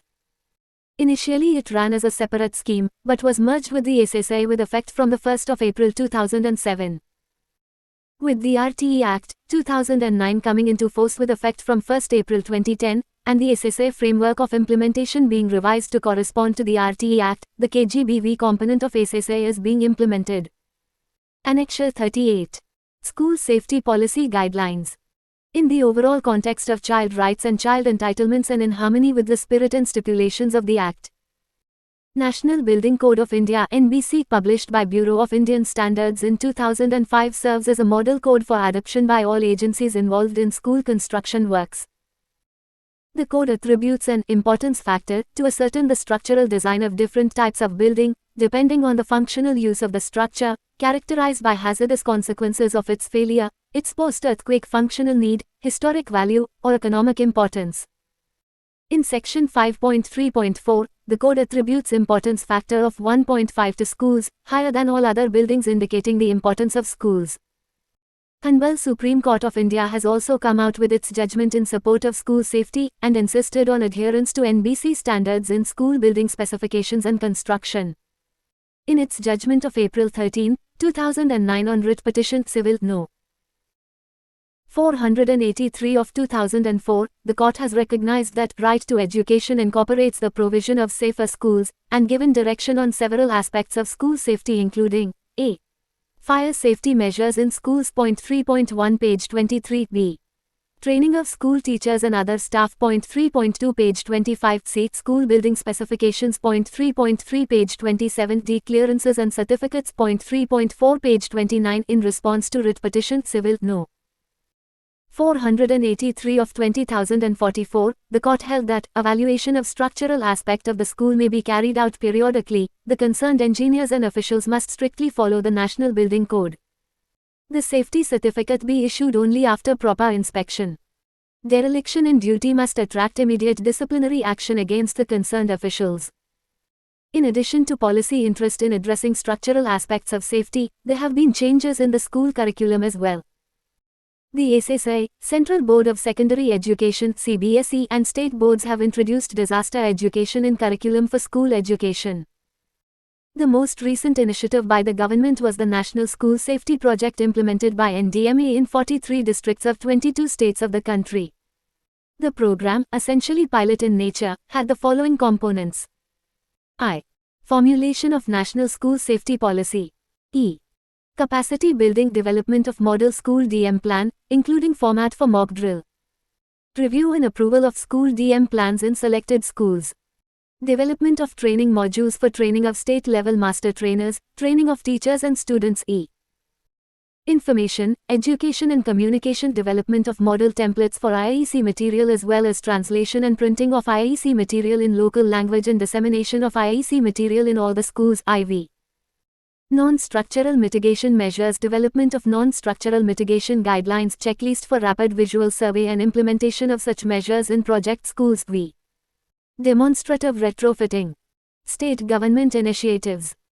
Government of Assam has made it compulsory for all schools to have a disaster management plan on the lines of a model disaster management plan uploaded on the official website of the Secondary Education Department. Amendments are also being made in the Assam Non-Government Educational Institutions Management and Control Act, 2006 to make it compulsory for all non-government educational institutions to adopt construction approved by GMC GMDA. ANNAXURA 39. School Safety Policy Guidelines. With appropriate design. There is also an amendment to make it compulsory to hold mock drills at regular intervals. Fire extinguishers are also being provided to every school in the state. Government of Gujarat initiated two programs, namely Gujarat School Safety Initiative IN2, for promoting a culture of disaster safety in schools and reduce risk through structural and non-structural measures in the schools. The program focused on 152 schools in Phase 1 covering 1,000 students primary and secondary standards and 1,500 teachers on the basics of disaster management. As part of the long-term sustainability of the program, an assessment of non-structural mitigation measures was completed and school safety clubs have been opened in all the project schools. In Phase 2, Gujarat State Disaster Management Authority is working towards creation of cadre of master trainers and a pool of trained teachers at district level in disaster risk reduction across all the 25 districts of the state. Government of Himachal Pradesh, as part of the State Education Code 2013, has issued instructions to all schools in the state for preparation of their own disaster management plan, which captures school-specific hazards, vulnerabilities, resources and plan for mitigation. Detailed guidelines have also been issued for conducting mock drills, development of school safety plans and school fire safety DM plan. The state has also developed a range of audiovisual materials for raising awareness on safety issues among children. All of these activities have been carried out as part of the GOI UNDP DRR program 2009-2012. As part of another initiative, retrofitting of few schools has also been carried out in the state. Government of NCT of Delhi, in its circular No. F. 16, a state CC Fire Safety 2011 3298 to 3398 passed on the 1st of March 2011, issued directions to schools specifically with regard to fire safety. These include detailed directions for different types of buildings for access, number of doors in a classroom, staircases, fire extinguishers, use of basement and captive water storage for firefighting and pumping arrangements. In the general measures, directive is laid out on the use of non-combustible material for construction of the school building, maintenance of escape routes, storage of LPG cylinders in the laboratories and electrical circuits. Government of Tamil Nadu has issued GOMS No. 131, Department of School Education, in continuance to GOMS No. 1179, Public Law and Orders Department dated the 20th of July 2004. The order follows from the Commission of Inquiry for the incident of death due to fire accident at Sri Krishna Aided Primary School at Kumbakonam, Thanjavur district on the 16th of July 2004. With regard to school safety, the Commission made specific recommendations. A thorough review of the recognition approval granted to the existing schools has to be undertaken. With reference to those schools who have not obtained permission approval recognition, strict compliance with the micro-level fulfillment of norms should be ensured by the inspecting officer concerned, through physical verification before recommending for permission approval recognition. Periodical monitoring through spot inspection towards upkeep of the infrastructure has to be ensured. Crash training course for the teacher on crisis management and first aid is recommended. The state has issued additional orders in 2012 suggesting measures to be followed for the safety of children studying in schools in all government-aided and private schools in Tamil Nadu. These include structural safety measures, safety precautions with regard to open wells, water tanks, septic tanks and staircases etc. The order also talks of safe drinking water provision as well as safe sanitation facilities.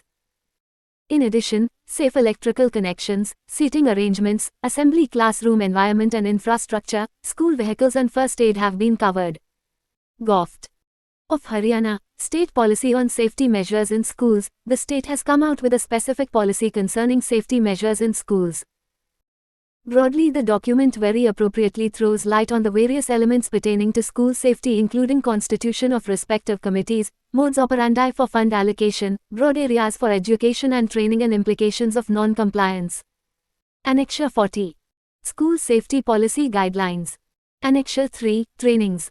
A broad list of trainings required for promotion of school safety is as under. S. No. Training indicative contents participants' responsibility. 1. Tote of School Safety Focal Point Teacher SFPT. U. Hazards, risks with focus on children of various age groups and vulnerability. U. Safe learning environment and quality education under RTE. U. Structural and non-structural safety in schools. U. Safety needs assessment. U. Integration of disaster preparedness measures in curricular and co-curricular activities. U. Mock drills for various hazards. U. Psychosocial support and counseling. School Safety Focal Point Teachers SFPT.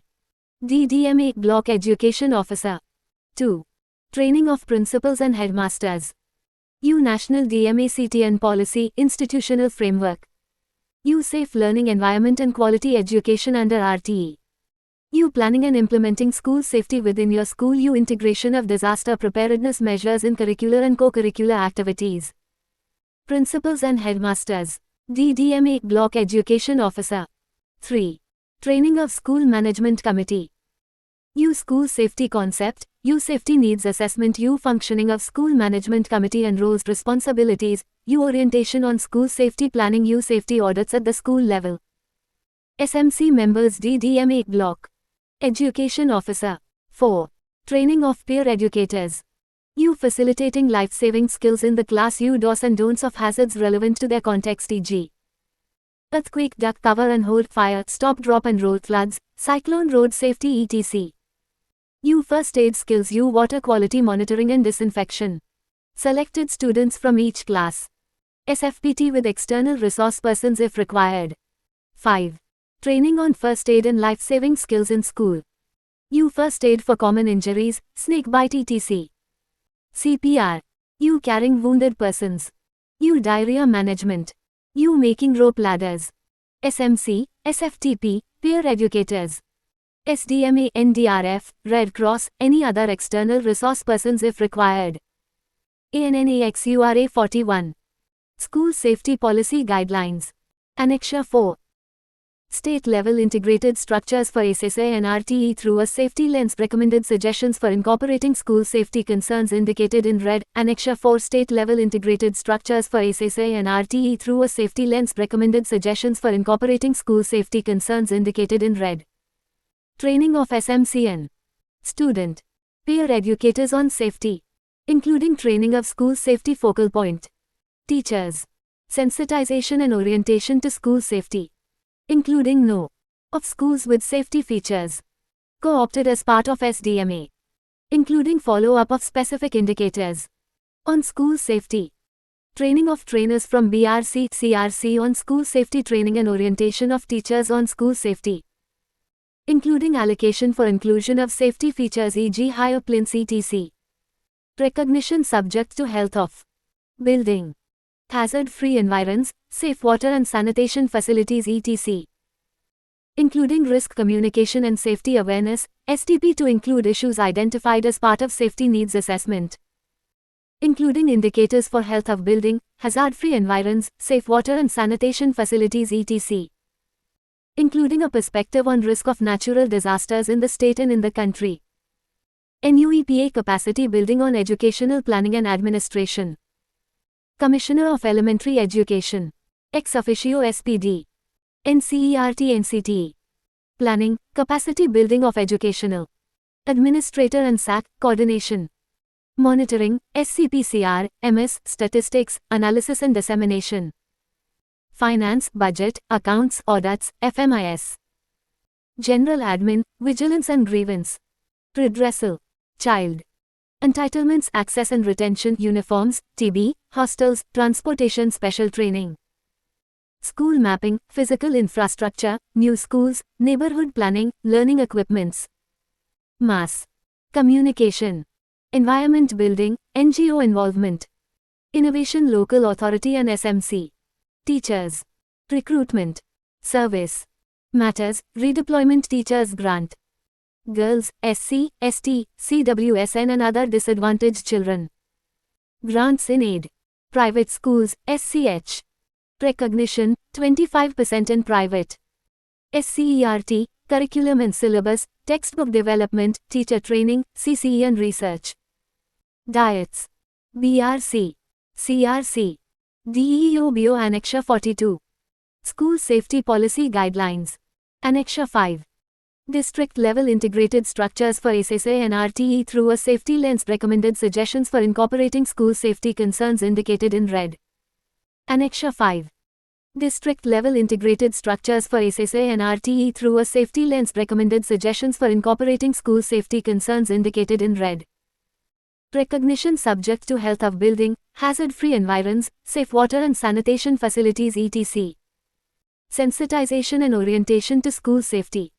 Co-opted as part of DDMA. Including indicators on health of building, hazard-free environs, safe water and sanitation facilities etc.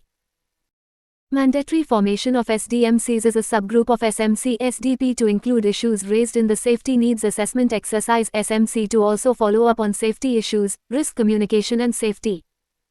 Including allocation for inclusion of safety features e.g. higher planes etc. Include hazard and risk profile of the school and its location in all activities. Provision and maintenance of safety equipment.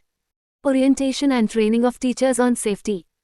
Including health of building, hazard-free environs, safe water and sanitation facilities etc. Local authority at district level. District Elementary Education Officer. Ex officio DPC. DSEO Diet.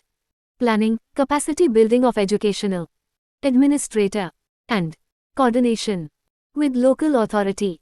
Monitoring, MS, statistics, analysis and dissemination. Finance, budget, accounts, audits, FMIS. General administration, vigilance and grievance. Redressal. Child. Entitlements, access and retention, uniforms, TB, hostels, transportation, special training. school mapping, physical infrastructure, new schools, neighborhood planning, learning equipments. Girls, SC, ST, CWSNN. Other disadvantaged children. SMC, mass communication. Environment building, NGO involvement. Innovation. Grants in aid. Private schools, SCH. Recognition, 25% in private schools. Diets DEO. Teachers. Recruitment. Service. Matters, redeployment, teachers grant. Planning and monitoring. School. Infrastructure. And child. Entitlement. Teachers. Private and. Grants in aid. School. Girls, SC, ST, CWSN and other disadvantaged children. Local authority SMC, mass communication. Environment building. General. Administration vigilance and grievance. Redressal finance, budget, accounts, audits, FMIS. ANNEXURA 43. School Safety Policy Guidelines. Annexure 6. The Honorable Supreme Court of India, Justice Dalveer Singh in response to writ petition Civil No. 483 of 2004, Avinash Mehrotra vs Union of India has laid down the following minimum specifications for school buildings. Annexure 44. School Safety Policy Guidelines. Annexure 7. Process of Safety Needs Assessment through Hazard Hunt Exercise, Experience from Bihar. In collaboration with Government of Bihar, UNICEF and its partners NGOs have implemented a school safety initiative in 8 districts of the state. Their experience has highlighted the potential of Hazard Hunt as a tool for identifying safety needs of the school through a participatory methodology involving students, teachers, and SMC members. The exercise culminates with the articulation of a well-defined micro-plan that is then pursued with the PRE for leveraging resources from various schemes besides SSI. The process followed for Hazard Hunt is given below. I. Orientation of School Disaster Management Committee members and focal point teacher on definition of risk and vulnerabilities. E. Discussion on the nature of risks that affect the physical well-being of children and of the school community. E. Discussion on the nature of risks that affect access to education by children. IV. Organization of the group into smaller groups for Hazard Hunt. V. Identification of risks and vulnerabilities inside and outside the school by separate groups. V. Documentation of risks identified by smaller groups and presentation to the larger group including focal point teacher. V. Suggested format for documentation of Hazard Hunt exercise. S. No. List of vulnerabilities that exist inside and outside the school. Risks involved. Probable extent of severity. Any past incidents relating to this risk, vulnerability. V. Prioritization of risks for action in the short and long term. X. Development of micro-plan to enlist solutions, sources of funding, responsibilities and timeline. ANNEXURA 45. School Safety Policy Guidelines. Annexure 8. School DM Plan Model Template National School Safety Program NSSP. Section 1, Introduction. A. School Profile attached format in Annexure 8 IB. Aim and objective of the plan. C. Geographical location of the school. Guidance note. Filled circle. This section of the plan will provide information relating to the school as per details given in Annexure 8 should also mention the objective of the plan, the stakeholders who will be using the plan and members who would be responsible for implementing, reviewing and updating the plan. Filled circle. This section can also include a map of the school. Section 2, Hazard Risk and Vulnerability Assessment. A. Non-structural assessment can be done practically by all teachers and select students in a group exercise. B. Structural assessment to be done by a civil engineer, licensed building surveyor. C. Identification of hazards outside the school campus, road safety, industrial hazard, chemical hazard, open drain flooding etc. D. Database of past disasters, accidents which have affected the schools. A. Identification of vulnerable locations within the school campus. F. Summary of the key findings and identifications of action for mitigation. Guidance note. This section of the plan will focus on identifying the various vulnerable areas within the school building as well as the probable risks arising out of structural and non-structural elements.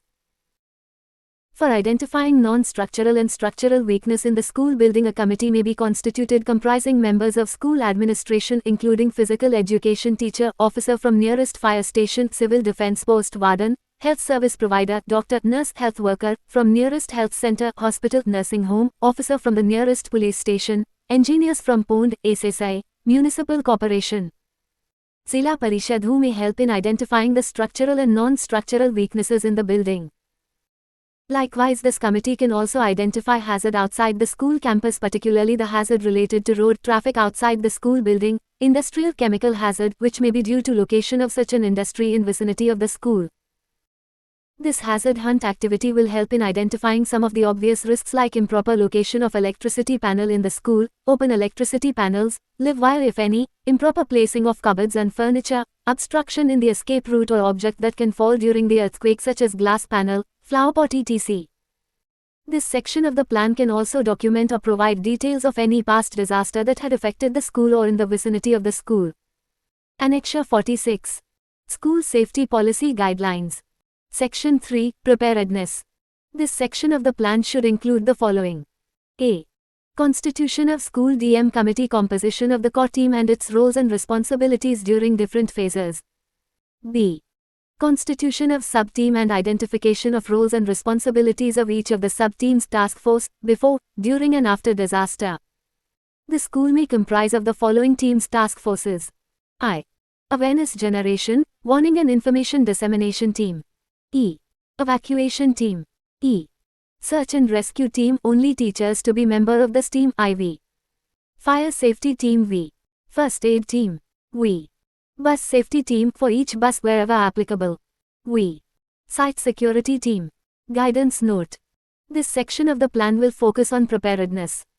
Higher level of preparedness for disaster helps to minimize the loss of life and prevention of injuries caused particularly during earthquakes for which there is no warning. However, certain other hazards like flood, cyclone etc. do have early warning system, thereby giving some time for taking response. Children being the future of tomorrow should be ensured a safe learning environment and prepared well to respond effectively during disasters. To put this into practice, it is recommended that every school constitutes a school-level disaster management committee along with subcommittees to ensure better preparedness and response in disasters. The various committees constituted in a school will comprise of members from among teachers, non-teaching staff as well as students. However, for certain committee like search and rescue, students are not recommended. The recommended structure for a school disaster management committee is as follows.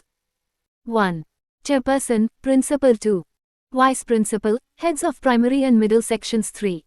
Education Officer, Deputy Education Officer for the Zone. 4. Parent-Teacher Association President. 5. 4 students, NCC, NSS, Scouts and Guides, Head Boy and Head Girl. 6. Representative of Relief Revenue Disaster Management Department District Administration Municipal Corporation. 7. Representative of the Fire Services from closest fire station or Civil Defense personnel. 8. Representative of Police from closest police station. 9.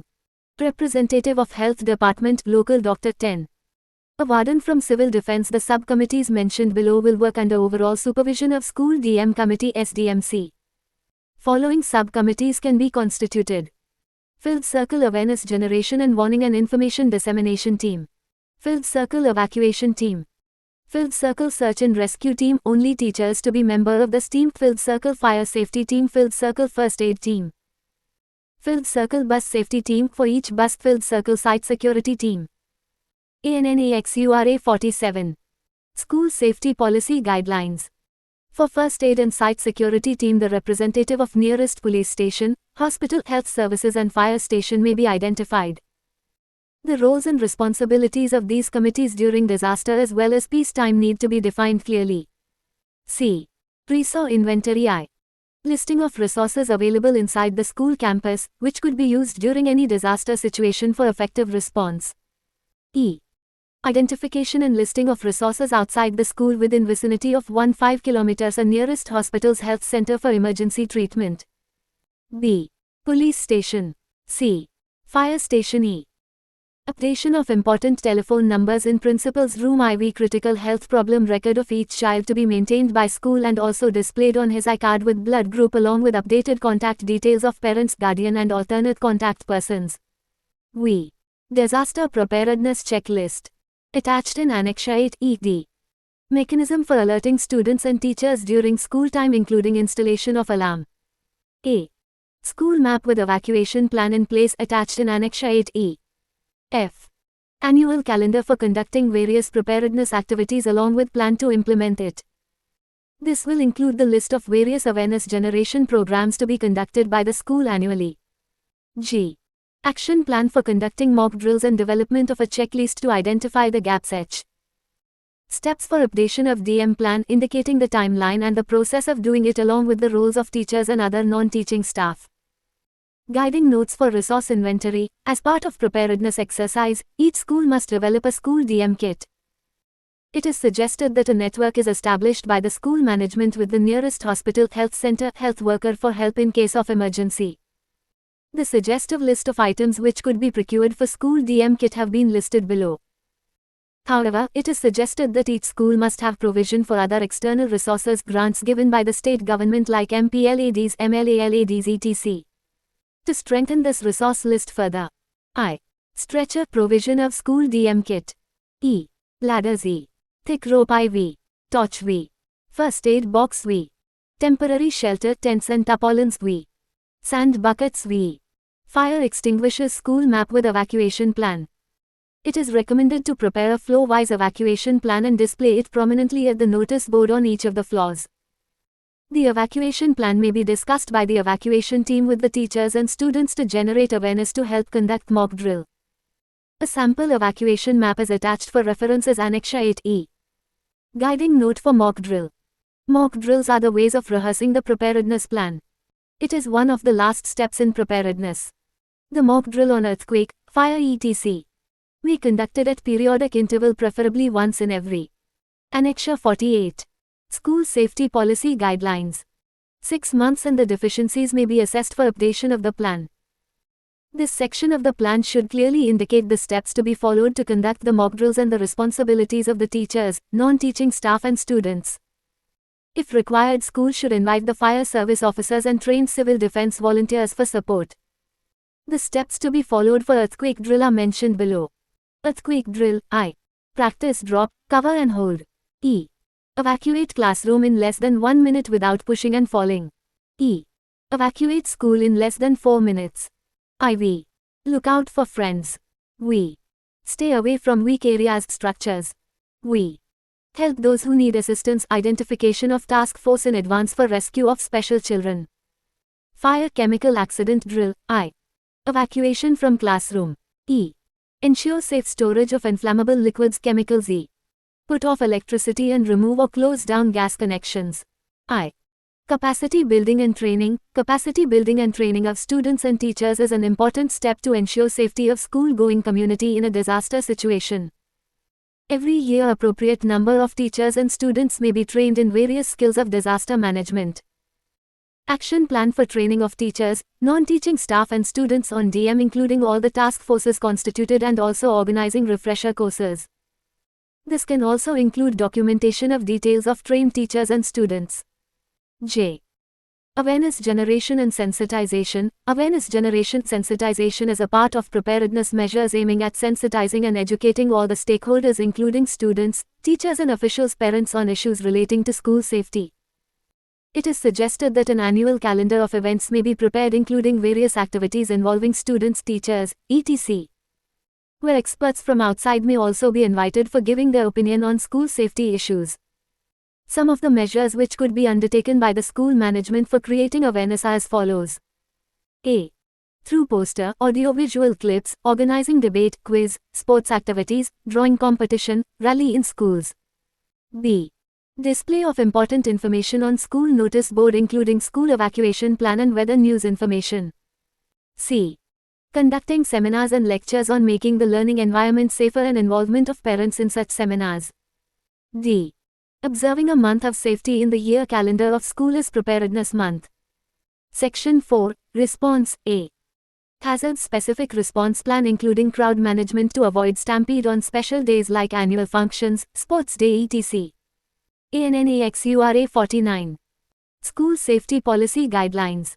B. Alternate arrangement for continuation of school education. Delivery of education during and post-disaster situation, particularly in cases where the school will be used as relief shelters. C. Reporting of emergencies disasters to the government. D. Special provision for specially abled children. Guidance note. This section of the plan should be very precise, crisp, indicating the various roles and responsibilities of teachers, non-teaching staff and students during disaster situation. The plan should clearly mention the steps to be followed in case of an earthquake, fire, flooding, cyclone or such emergent situation like stampede or health problems faced by any student. The plan should include all the steps to be taken up by the school management to ensure safety of the child, including their safe evacuation from the affected site till the child is handed over to the parents. It will also include all other steps to be taken up by the management to ensure supply of essential services in the school like power, water and food and basic first aid during a disaster and immediately after it. Section 5. Mitigation measures. A. Listing of various non-structural measures to be undertaken in the school along with timeline. I. Ensuring clear passages, stairways which are to be used as evacuation routes. E. Chemistry labs. The bottles used for storing the chemicals are secured and protected against shattering. E. Fixating of almirahs to the walls of staff rooms. IV. Securing fans and light from ceiling. V. Fire safety measures. B. Safety audit. I. Electric safety audit, checking of the electrical system by an electrician. E. Fire safety audit, checking for possible sources of fire and identifying inflammable items within the school. E. Inspection of quality of food getting served during midday meal. IV. Audit of purity of water supply in school. V. Inspection of the hygienic conditions in kitchen and washrooms. Guidance note. This section of the plan will focus on various mitigation measures to be undertaken by the school. Mitigation planning is a long-term exercise and hence it is essential to divide the strategy, prioritizing the actions along with definite timeline. It is also necessary to prioritize the actions based on the nature of the threat and its potential to cause injuries and loss of life. Some of the non-structural mitigation measures like anchorage of almirahs, clearance of the exit routes, relocation of the storage of laboratory items, installation of warning alarms could be done immediately by incurring minimal costs. Some other mitigation measures like major structural repair work will require more time and fund commitments. As a part of mitigation action, schools should also undertake periodic fire and electrical safety checks by involving officials from Electricity Department Board, Fire Services, POND etc. Other measures like testing of purity of drinking water and hygienic conditions in the school should also be undertaken. Annexure 50. School Safety Policy Guidelines. Annexure 8I. Details of school profile. 1. Name of school and code number provided by Department of Education. 2. Postal address with PIN code. 3. Contact number. 4. Number of teachers, male_female_. 5. Number of students, male_female_. 6. Number of differently abled students, male_female_. 7. Specify the type of disability. 8. Date of construction of school building. 9. Number of buildings in the school compound. 10. Number of classrooms, filled circle. Number of chemistry laboratories, filled circle. Number of physics laboratories, filled circle. Number of biology laboratories. 11. Number of floors. 12. Number of staircases. 13. Do you have a kitchen? Yes, no. If yes, do you have gas stove or open fire kitchen or use cooking gas connection? 14. Do you have toilets separate for boys? Yes, no. Girls? Yes. Number 15. Number of drinking water points. 16. Playground size and open area. 17. Fire extinguisher installed, filled circle. If yes, number of fire extinguishers, filled circle. Date when last checked. 18. Number of sand buckets installed. 19. Evacuation drill organized. Yes, no. If yes, last date when drill was conducted and number of students who participated. Signature of Principal. ANNAXURA 51. School Safety Policy Guidelines. Annexure 80. Emergency Management Plan Checklist. Name of school and location. Date. Yes. 1. Have the emergency numbers been confirmed with the concerned departments? 2. Are the emergency contact numbers prominently displayed in the principal room? 3. Does the plan clearly specify procedures for reporting emergencies to the government services and the relevant education authority? 4. Are the potential risks within and up to a kilometer from the workplace identified? 5. Does the plan clearly mention about the evacuation plan? 6. Other roles and responsibilities of key personnel clearly defined: task force team leaders, class teachers, office staff and students. 7. Other staff responsibilities to account for and supervise students during and following the emergency clearly described. 8. Does the plan give emphasis on the more vulnerable children below Class V? 9. Does the plan address the students with special physical, mental and medical needs? 10. Does the plan describe about how the DM team will be trained? 11. Does plan provide the calendar for mock drill to be conducted? 12. Has the plan been endorsed by local police and fire brigade? Annexure 52. School Safety Policy Guidelines. Annexure 80. Sample School Evacuation Plan. ANNEXURA 53. School Safety Policy Guidelines. Significant contributors. 1. SMT. Neelkamal Dabari IAS, former Joint Secretary, Capacity Building and Training and Administration, NDMA. 2. Shri S. P. Vasudeva, former Project Director, National Cyclone Risk Mitigation Project, NDMA. 3. Shri Sarbjeet Singh Sahota, Disaster Risk Reduction Specialist, UNICEF India. 4. Shri Virendra Singh, Deputy Secretary, Ministry of Human Resource Development. 5. Colonel Ranbir Singh, Joint Advisor, CBT, NDMA. 6. SMT. Nagma Firdaus, Senior Consultant, CBDM, NDMA. 7. SMT. Mona Anand, Independent Consultant. 8. Shri Amal Sarkar, Under Secretary, CBT, NDMA 54. School Safety Policy Guidelines. Core Group, July 2012 to March 2013. 1. Dr. Muzaffar Ahmad, Member, NDMA Chairman. 2. Secretary, Ministry of Human Resource Development or her representative. Member. 3. Joint Secretary, Disaster Management Ministry.